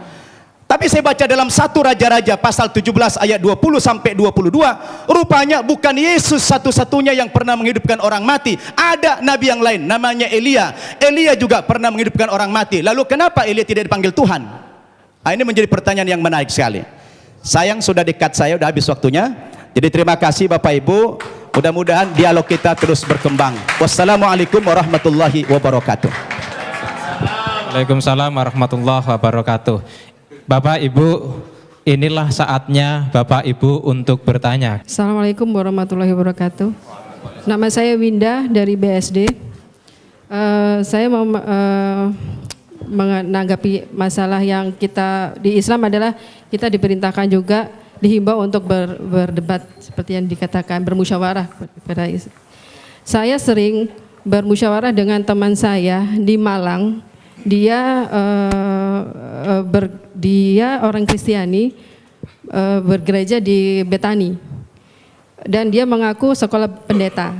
Saya sering berdialog dengan dia dan pernah saya mengatakan dalam kasus penghinaan Nabi Muhammad ini, akhir-akhir ini saya pernah bertanya kepada dia, apa pendapatmu jika agamamu dinodai? Kemudian dia menjawab, Kristen bukan agama. Nah, dari situ saya bertanya-tanya, kalau memang Kristen itu bukan agama, lalu Yesus yang diimani oleh orang Kristiani sebagai Tuhan itu sebagai apa? Sedangkan kalau di Islam kan sudah jelas bahwasanya Islam adalah dinullah, agama Allah, salah satunya agama Allah yang diridhoi Allah. Tapi kok dengan dia berbicara seperti itu, teman saya yang itu bagaimana menurut Bapak dari Kristiani ini? Gitu, makasih. Adalah Allah, dan Allah itu adalah firman. Firman itu adalah roh. Jadi satu, tiga menjadi satu gitu. Jadi di sini dikatakan juga kalau saya nggak mau berdebat ya. Suami saya juga dulu Muslim. Suami saya Muslim selama 38 tahun pernikahan. Kami menjalani dengan sangat luar biasa. Dia Muslim, saya Kristen. Sampai satu saat dia sendiri yang mau jadi Kristen. Tidak pernah saya suruh. Karena tidak ada paksaan kepada agama. Dan Kristen itu memang Yesus itu adalah jalan keselamatan. Karena dia berkata, akulah jalan hidup dan kebenaran. Tidak ada yang sampai kepada Bapa kalau tidak melewati aku gitu ya. Di kitab Yohanes 13 ayat 13 dikatakan, kamu menyebut aku guru dan Tuhan. Dan katamu itu tepat, sebab memang akulah guru dan akulah Tuhan. Jadi di situ dia katakan juga dia guru dan dia Tuhan. Dia katakan nabi, dia katakan segala macam dia dikatakan. Bahkan dihina, dipukul, diludahi, ditendang. Tapi apa dikatakan waktu di kayu salib? Ampunilah mereka karena mereka tidak tahu apa yang diperbuat mereka. Kenapa kok takut ya Yesus sama malaikat? Yesus itu adalah 100% manusia, 100% malaikat. Jadi waktu dia menjadi manusia, dia lemah.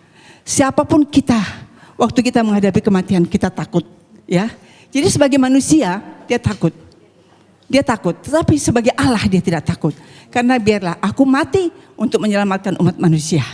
Aku mati dan aku hidup untuk membawa kamu ke surga. Aku akan pergi ke surga, menyediakan tempat bagi kamu yang percaya kepadaku. Akulah jalan hidup dan kebenaran. Dia berani berjanji.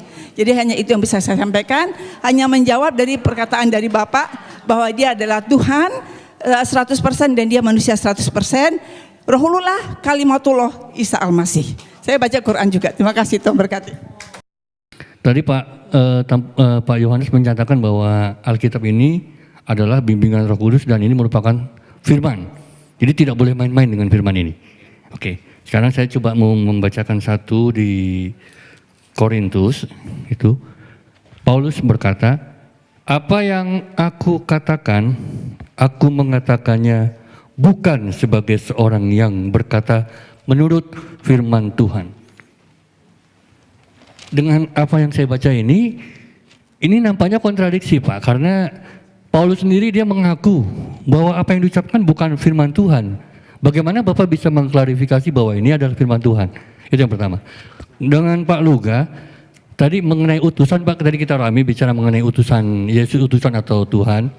Di 13:13 yang tadi Ibu sampaikan tadi, itu Yesus berkata, aku guru dan aku Tuhan.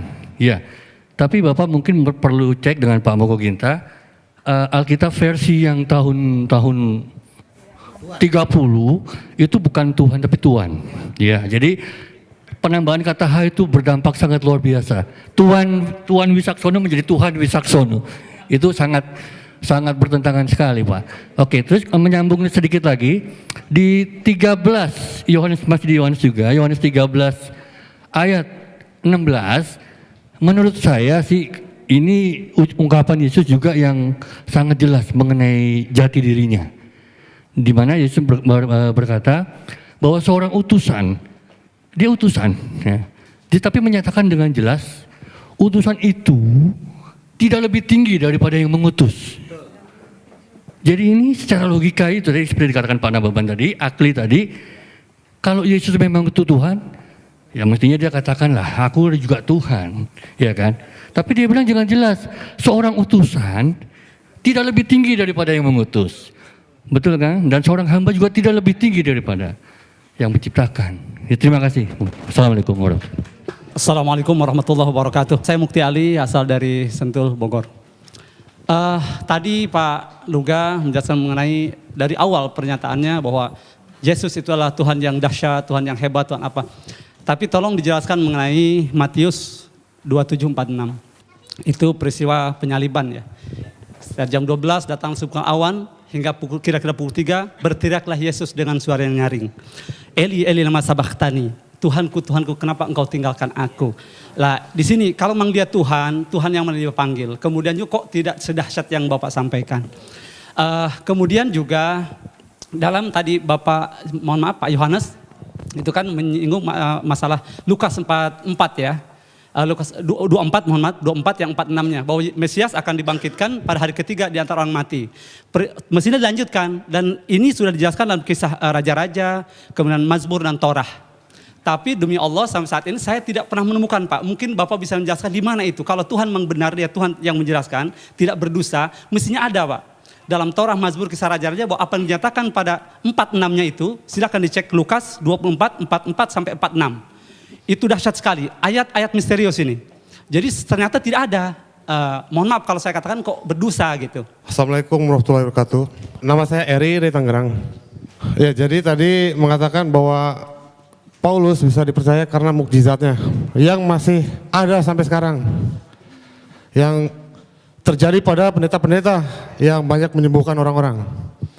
Namun ada satu permasalahan tadi, di mana ada orang yang mengaku dibayar. Dan Pak Luga sendiri mengatakan tidak bisa kalau hanya satu orang saja. Kalau saya baca itu pendekatan untuk menutupi.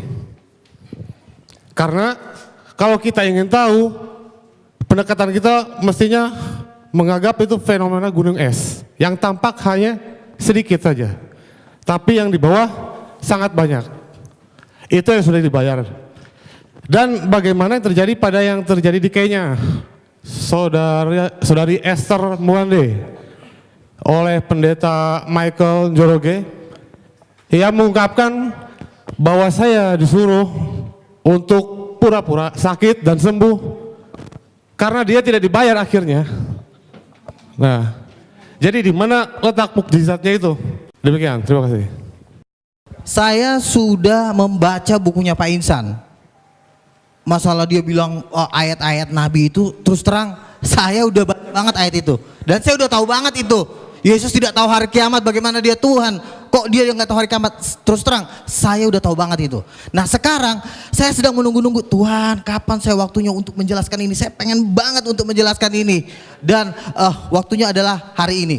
Gitu loh. Jadi artinya terus terang bukannya saya nggak ngerti, orang mengatakan, Yesus sendiri mengatakan tidak ada nabi ditolak di asalnya. Yesus mengaku dirinya nabi, ya kan? Saya ngerti banget ayat itu. Tapi satu hal ada yang tidak sanggup kalian pahami, karena firman Tuhan berkata bahwa Alkitab itu harus dimengerti dengan Roh Kudus. Daniel 1 ayat 20 dikatakan orang yang bisa mengerti firman Tuhan itu dikaruniai 10 kali lebih cerdas. Artinya membutuhkan hikmat Tuhan yang jauh lebih dahsyat. Bukan hanya sekedar firman Tuhan ditafsir sembarangan, tidak seperti itu. Contoh, tidak pernah Yesus berkata aku adalah nabi, tetapi dia berkata aku adalah anak Allah. Jadi Yesus tidak pernah mengaku nabi. Memang Yesus berkata seorang nabi tidak diterima di asalnya. Sebenarnya Yesus sedang mengumpamakan dirinya dengan nabi-nabi karena orang-orang yang di situ belum ada yang menerima Yesus sebagai Tuhan, hanya sebagian. Jadi kalau Yesus mengatakan tidak ada seorang Tuhan, kan artinya Yesus menjelaskan ini, arti ayat ini cuma mengumpamakan nabi itu sebagai fungsi utusan dari Tuhan, karena memang Yesus dari Tuhan, tetapi dia tidak mengatakan aku adalah nabi. Nah, dari mana kita tahu bahwa Yesus tidak pernah mengaku nabi? Rasul Yohanes di dalam Wahyu 19 ayat 16 menjelaskan tentang arti anak Allah. Arti anak Allah bukan nabi, karena pada waktu Yesus datang kedua kali di jubahnya tertulis Raja segala raja, King of Kings. Mana ada raja segala raja? Banyak. Kalau nabi kan banyak. Tapi kalau raja segala raja, raja di atas segala raja, berarti udah nggak ada lagi di atasnya. Berarti dia adalah Tuhan, the King of Kings. Jadi begini, kita tidak bisa menafsirkan kitab para nabi menurut apa kata Ahmed Didat, karena penafsiran Bapak Insan Mokoginta itu kan diambil dari Ahmed Didat, hikmat-hikmatnya profesor doktor teologi yang nggak bisa buat apa-apa. Jadi penafsiran tentang Yesus harus diteguhkan dengan tanda-tanda mujizat, bukan hanya bergelar hanya doktor profesor ditafsirkan. Contoh misalnya, inilah Nabi Yesus dari Nazaret. Memang banyak orang mengaku Yesus nabi, tetapi Yesus tadi menolak di Matius 16. Engkau adalah salah satu di antara para nabi. Jawab Yesus apa? Dia diam. Dia tidak mengatakan, iya betul kamu mengatakan bahwa aku adalah nabi. Dan Yesus, tolong tunjukkan Pak Insan di mana Yesus berkata, akulah. Bukan hanya ayat-ayat ini itu, tapi mana tunjuknya? Akulah nabi. Tetapi Yesus jelas berkata, aku adalah anak Allah. Dan penafsiran nggak boleh sembarangan, karena di 2 Petrus dikatakan tidak boleh orang menafsirkan kitab suci menurut kehendaknya sendiri. Haleluya. Berikan dulu kemuliaan buat Tuhan. Tuh siapa banget. Mana? 2 Petrus 2:1. Orang basik. Nih. Yang terutama kamu harus ketahui. Aduh, tuh, Tuhan marah kan? Nyalain dong lampunya.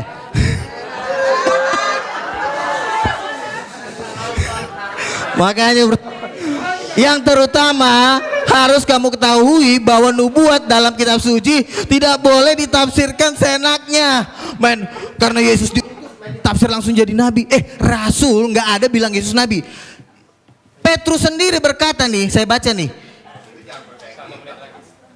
Petrus diurapi Roh Kudus, ya, dan diteguhkan dengan tanda-tanda mujizat. Makanya saya bilang orang nggak boleh menafsirkan kitab suci kalau tidak diteguhkan dengan tanda-tanda mujizat, nggak boleh. Itu memang hukumnya. Makanya setiap orang yang menafsirkan firman Tuhan harus punya Roh Kudus. Saya punya Roh Kudus. Pak Insan kalau ditanya punya Roh Kudus, punya Roh Kudus nggak Pak? Nggak punya. Kenapa? Karena Yohanes 14 ayat 26, Roh Kudus hanya turun dalam nama Yesus. Nah sekarang begini, Yesus tidak pernah mengaku nabi. Baik, tolong audien diam. Oke. Tolong audien diam. Udah. Saya dari tadi Moderator sebenarnya menjawab pakai logika, tetapi Waktu karena habis. memang kalian belum memahami, jadi kalian bilang saya sosok berceramah. Enggak, kan saya bilang, oke, satu aja. tunjukin Bisa. ayatnya sama saya. Yesus berkata, akulah nabi, tunjukin. Baik, waktu habis. Baik, waktu habis. Akulah nabi, bukan penafsiran. Ini penafsiran. Aduh, akulah nabi. Tolong, Ini loh, Pak. tolong. Udah. Oke. Tolong. Baik, Oke, waktu terakhir, habis. terakhir ya, terakhir ya. Baik, Terakhir. tolong diam. Terakhir ya. Copy paste. Sudah Pak Insan, nanti Pak Insan. Ini ya. Pak Pada Insan. waktu Yesus datang yang kedua kali, di jubahnya tertulis bukan nabi, Pak. Tapi raja segala raja, bukan nabi. Masa di jubah Yesus tertulis nabi? Makanya. Sudah. Wahyu Waktu Ibu 19 sudah habis. 16. Waktu Bapak sudah habis. Silakan. Sudah. Wahyu 19 ayat 16. Enggak selesai. Nanti setelah acara. Setelah gini, acara, Bu. Bu. Nanti setelah acara. Tidak boleh Baik, waktu menas- sudah lewat Oke. 2 menit. Nanti malah rame. Yes. Baik, kita tepuk tangan kepada Bapak Ibu ya. Silakan langsung Bapak Yohanes Tampu Bolon.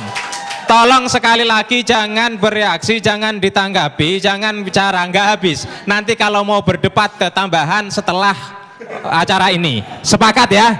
Sepakat. Baik, silakan kepada beliau Bapak Yohanes Tampu Bolon. Nanti saya mau moderator lagi di luar ya. Silakan. Ya, terima kasih. Ya, pertama-tama saya mengucap syukur kita masih mau berdialog, itu aja ya. Mencari kebenaran itu pertama kali. Biarlah Tuhan yang memberikan hikmat kepada kita, dan lebih daripada itu saya harus katakan bahwa termasuk pembicara tadi masih mengambil ayat-ayat yang melihat Yesus saat di dunia gitu loh.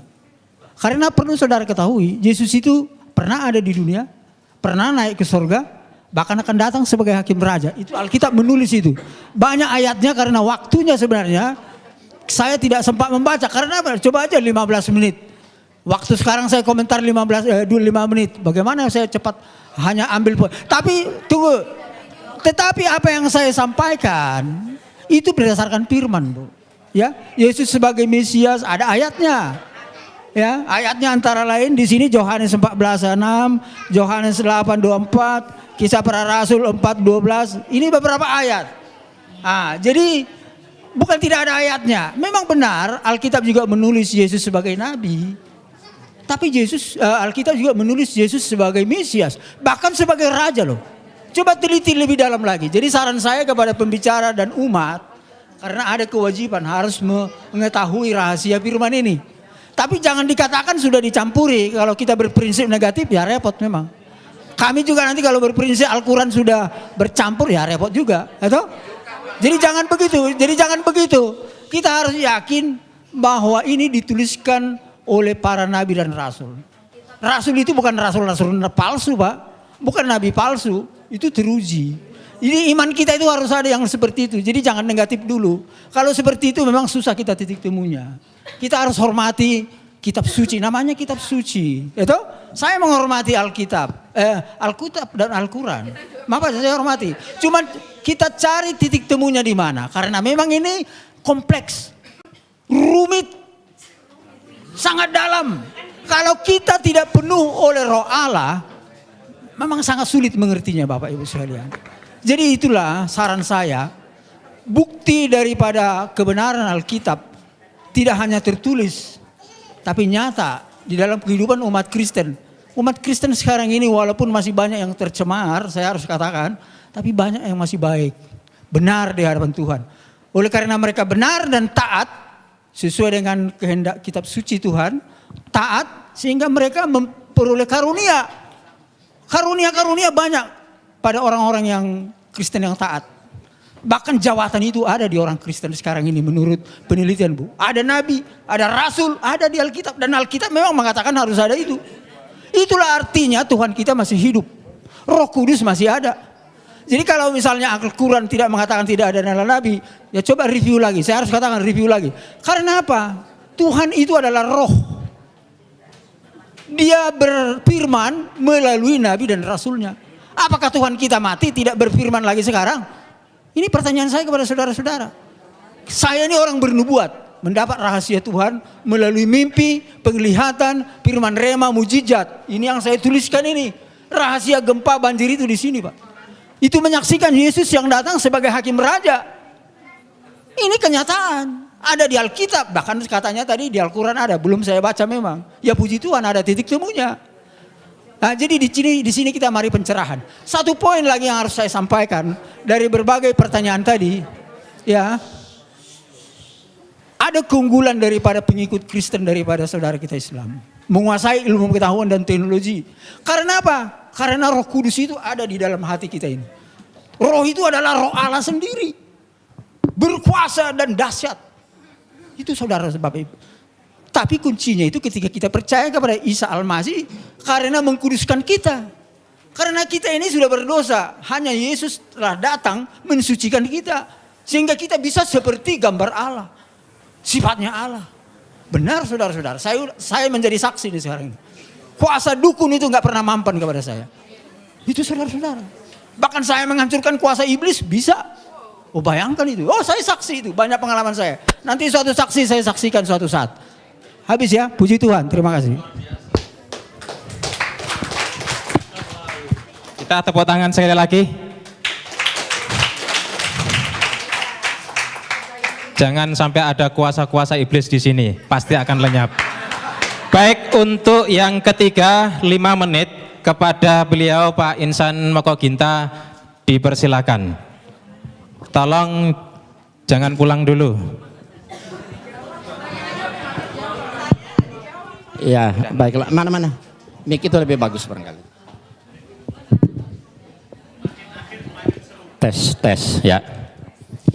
Ya, tadi kita sudah mendengar bahwa kata Pak Luga Tambunan, mana ada dalilnya Yesus mengatakan dia Tuhan, Nabi. Ternyata ini semua empat Injil kan? Ini kata siapa ini? Kata siapa semua ini? Kata Yesus kan?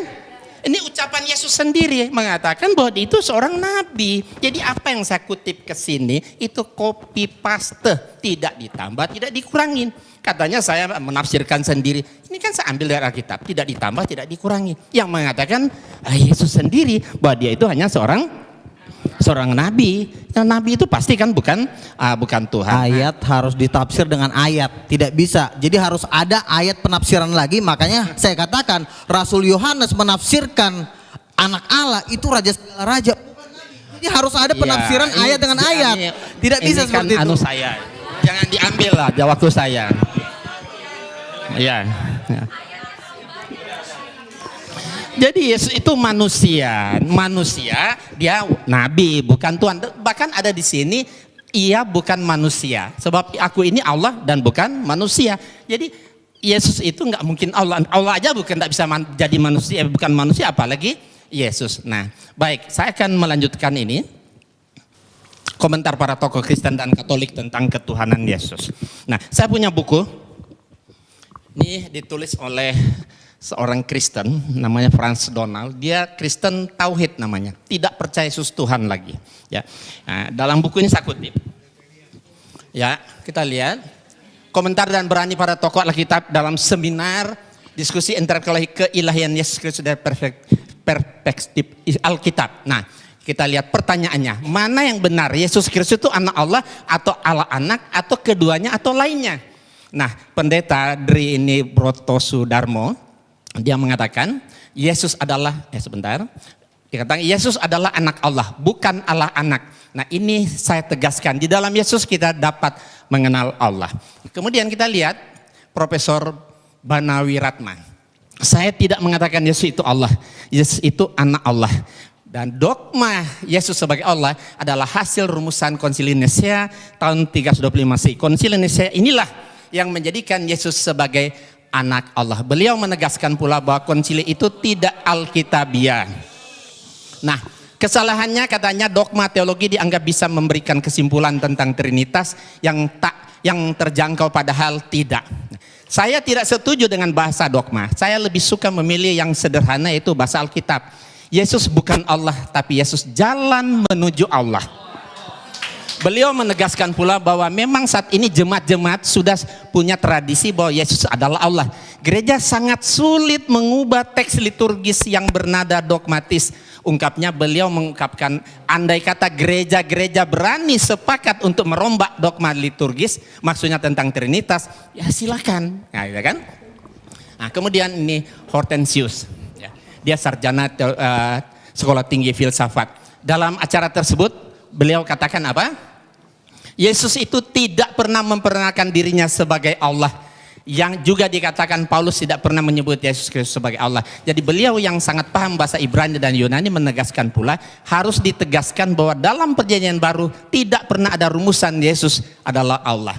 Nah, dengan sangat berani dan tajam beliau sampaikan pendapatnya yang sangat mengagetkan para hadirin yang mendengarnya. Kata beliau, saya keberatan dengan istilah Allah Bapa, Allah Anak dan Allah Roh Kudus. Selanjutnya beliau katakan, Yesus itu jalan menuju Allah. Rumusan 100% Allah, 100% manusia itu hasil konsili Kalkedon, bukan kitab suci. Dalam Alkitab Yesus tidak pernah disebut sebagai Allah sejati. Menurut Romo Tom Yakob dari Katolik ini. Ya, kalimat Yohanes pasal 1 ayat 1 seperti yang dikutip Ibu tadi juga, firman itu adalah Allah. Beliau tegaskan, Yohanes justru menekankan bahwa firman tidak sama dengan Allah, tapi bersama-sama dengan Allah. Nah, satu lagi terakhir, yang paling menarik, salah satu pertanyaan jamaah kepada pastor, bagaimana pengalaman Anda selama menjadi pengikut Yesus? Romo menjawab, itu adalah sebuah pertanyaan yang sangat bagus. Dulu sebelum tahun 1974, kehidupan saya tidaklah baik, dan saat itu sebelum tahun 74 saya yakin Yesus sungguh Allah dan sungguh manusia. Tetapi setelah tahun 74 sampai sekarang saya tidak lagi berdoa kepada Yesus, tapi saya berdoa kepada Allahnya Yesus dengan dorongan Roh Kudus.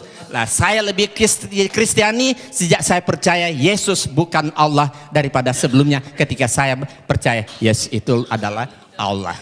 Sedikit ya, sedikit ya. Dan nah, ini terakhir sekali lagi, siapakah dari pertanyaan yang diajukan kepada pembicara, siapakah Yesus menurut Alkitab? Apakah dia Allah sejati atau bukan? Nah, 3 dari 4 narasumber Kristen itu mengatakan Yesus itu bukan Allah sejati. Allah adalah Bapa dan Yesus itu utusan Allah. Berarti Nabi kan?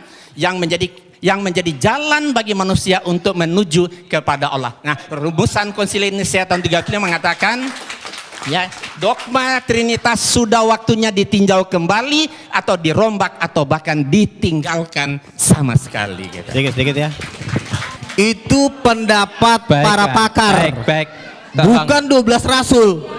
Nah, Anda mau hidup menurut kata pakar atau 12 rasul? Karena pakar-pakar ini nggak ada kuasa, nggak ada tanda-tanda mujizat. Baik, terima kasih. Nah, jadi kalau mau ikut percaya sama orang pemimpin, ikutilah para penginjil-penginjil dunia yang telah melakukan dan kesaksian mereka. Bukan kata ini, mereka ini juga kita nggak tahu siapa yang kita percaya aja, jangan-jangan mereka udah di neraka lagi. Terima kasih Pak Luka. Nanti ada waktunya dalam debat yang ketiga, Pak. Silakan yang terakhir kepada Ustadz Samsul Arifin Nababan, waktu kita berikan 5 menit. Tolong diingat, bicara yang padat, rinci dan jelas, singkat. Kepada beliau dipersilakan. Terima kasih Bapak Ibu, sudah kupas tuntas semua jawaban-jawaban dari pembicara. Saya hanya ingin tegaskan kembali bahwa Pak Tambunan maupun Pak Tampu Bolon lebih banyak berbicara dalam dialog ini dengan mengembalikan kepada dogma saja. Semestinya kita dialog begini harus dialog konsep. Jadi kita semua kembali mengacu kepada nas. Dan kita semuanya pakai copy paste. Tapi Bapak berdua tadi selalu mengembalikan kepada dogma. Jadi atas bimbingan Roh Kudus. Dan tanpa diperinci apa itu Roh Kudus dan siapa itu Roh Kudus. Mengambang. Kalau tadi beliau berdua menjelaskan, terutama Pak Tambunan, tidak ada nas dalam Alkitab Aku adalah nabi tapi anak Allah, itu bisa dibaca dalam Matius pasal 3 ayat 16 sampai 17. Sesudah dibaptis, Yesus segera keluar dari air dan pada waktu itu juga langit terbuka dan ia melihat roh Allah seperti burung merpati turun ke atasnya. Lalu terdengarlah suara dari sorga yang mengatakan, inilah anakku yang kukasihi, kepadanya lah aku berkenan. 1. Kemudian dalam Injil Lukas pasal 4 ayat 41, dari banyak orang keluar juga setan-setan sambil berteriak, engkau adalah anak Allah. Lalu ia dengan keras melarang mereka dan tidak memperbolehkan mereka berbicara karena mereka tahu bahwa ia adalah Mesias. Begini, kalau memang kata anak Allah itu indikatornya bahwa Yesus adalah Tuhan, mestinya orang Kristen harus konsisten. Ada terlalu banyak yang menjadi Tuhan di dunia ini. Kenapa? Karena ternyata yang dikatakan istilah anak Allah itu bukan cuma Yesus. Coba dibaca dalam kitab Matius pasal 5 ayat 9, Injil Matius pasal 5:9, dikatakan di sini, berbahagialah orang yang membawa damai, karena mereka akan disebut anak-anak Allah. Nah, berarti siapa yang membawa perdamaian di dunia ini semua anak Allah. Berarti anak Allah itu bukan cuma Yesus. Kalau begitu yang membawa damai Tuhan semua jadinya. Nah, jadi ini perlu dipahami. Maka dalam Islam, kata anak Allah itu bukan Tuhan tapi hamba. Abduhu wa rasuluh, hamba dan utusannya. Jadi malah membingungkan kalau dikatakan Yesus itu anak Allah lalu dipresentasikan sebagai Tuhan. Berarti bagaimana dengan dalil ini Injil Matius tadi? Semua orang yang mendamaikan di dunia ini akan dipanggil sebagai anak-anak Allah. Berarti Tuhan juga dong. Nah, ini secara logik dan berdasarkan nas. Nah, oleh karena itulah sebetulnya boleh dikomentari, silakan. Gini, ini ayat ini sering banget saya dengar ya. Jadi begini loh, bedanya seperti ini. Lihat, perhatikan, jangan ketawa dulu. Anak-anak Allah, Yohanes 1:12, barang siapa percaya kepada dia akan diberikan kuasa supaya sebagai menjadi anak-anak Allah. Beda dengan Mesias, anak Allah. Kenapa bedanya? Karena semua nabi-nabi itu dipenuhi Roh Kudus disebut juga anak-anak Allah. Tetapi bedanya apa? Mesias itu sudah dijanjikan dari zaman dulu. Nabi-nabi menjanjikan Mesias. Nanti akan datang Mesias. Nabi satu ngomong nanti akan datang Mesias. Nabi satu ngomong sampai Nabi Yesaya sampai Nabi terakhir nanti akan datang Mesias. Kira banyak di Yesaya nabi-nabi itu menubuatkan. Kalian kalau saya ngomong jangan teriak-teriak dulu, entar kalian nggak ngerti gitu loh. Gini, lihat, nabi-nabi menubuatkan tentang kedatangan Mesias itu ada di Perjanjian Lama. Nah, nabi-nabi ini pada waktu Yesus tadi yang saya pertama kali mengatakan, di situ dikatakan Mesias anak Allah. Bukan hanya anak-anak Allah. Bedanya apa? Nah, untuk menafsirkan Mesias anak Allah ini, yang menafsirkan bukan dokter, bukan profesor, tapi rasul, 12 rasul. Makanya 12 rasul menafsirkan Mesias anak Allah dalam Wahyu 19 ayat 16 bahwa Mesias anak Allah penafsirannya adalah raja, segala raja, bukan nabi. Jadi kalian jangan sembarang menafsirkan kitab suci. Mesias anak Allah dengan anak Allah beda banget gitu loh. Jadi perbedaan ini kalian harus pahami, karena perbedaan ini efeknya lautan, api dan belerang gitu loh.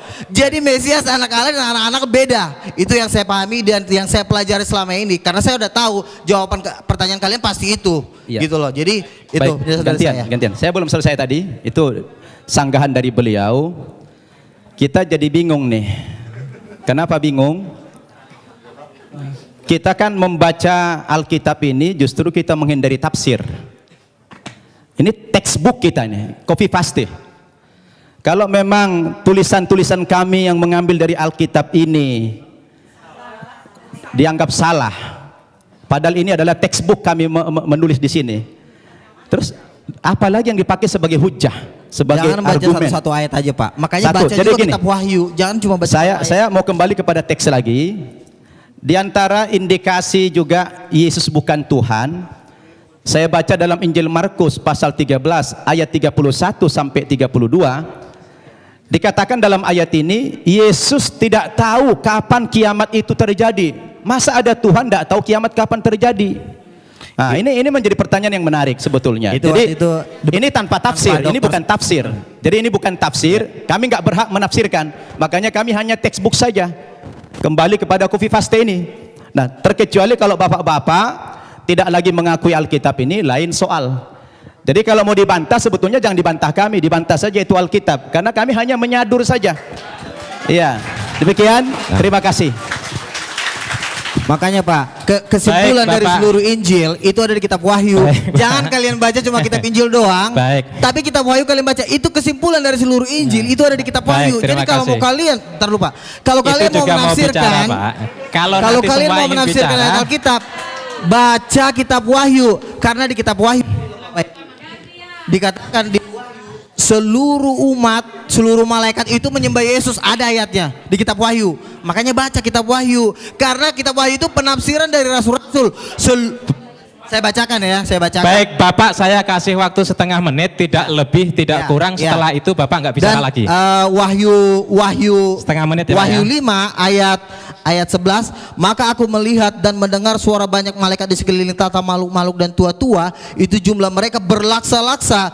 Katanya dengan suara nyaring, anak domba yang disembelih itu layak menerima kuasa dan kekayaan, hikmat, kekuatan, pujian sampai selama-lamanya. Dan saya lanjutkan ke ayat 14, dan keempat makhluk itu berkata amin, dan tua-tua itu jatuh tersungkur dan menyembah Yesus. Ada ayatnya Yesus disembah. Kalian kan berkata, mana ayatnya Yesus sembahlah aku? Ini ayatnya bacaan Sudah setengah menit. Ya. Terima kasih. Ya, baik, Pak baik. Insan setengah menit. Ya, sebenarnya kitab Wahyu yang menjadi rujukan beliau Udah. Wahyu kepada Yohanes itu mimpi, bukan wahyu. Mimpi Yohanes di Pulau Patmos. Itu kan kata Bapak. Jadi mimpi Sudah, panjang. Pak. Ya. Sebentar, mimpi panjang berseri ya. Makanya kitab Wahyu merupakan salah satu kitab yang paling sulit sekali ditafsirkan. Andes itu rasul terkasih Yang loh. paling Sudah, sulit Pak. ditafsirkan karena ini cuma mimpi. Nah, zaman dulu ditulis mimpi, kemudian dirubah lagi kenyataan. Sekarang dirubah lagi menjadi wahyu supaya keren, biar keren kelihatan. Sudah. Diganti Cukup. wahyu. Baik, Pak Insan, cukup. Kita tutup. Karena bukan mencari kemenangan dan bukan mencari kekalahan. Masing-masing berdakwah kepada yang lain. Silakan yang umat Islam itu tadi dengarkan, renungkan terhadap Bapak Luga Tambunan dengan Pak Yohanes Tampu Bolon. Yang Nasrani silahkan renungkan. Terima kasih kepada Ketua Panitia yang menyelenggarakan acara ini, cukup sukses Pak Ketua. Kemudian kepada para pembicara, Ustadz Samsul Arifin Nababan, Bapak Insan Moko Ginta, Bapak Luga Tambunan yang saya suka semangatnya ini, masih muda. Kemudian Bapak Yohanes Tampu Bolon yang lebih bijak, santai, tenang, dan juga semua audien yang hadir di sini, semoga seluruhnya mendapatkan hidayah dari Allah Subhanahu wa taala. Terima kasih dari kami. Billahi taufik wal hidayah. Assalamualaikum warahmatullahi wabarakatuh.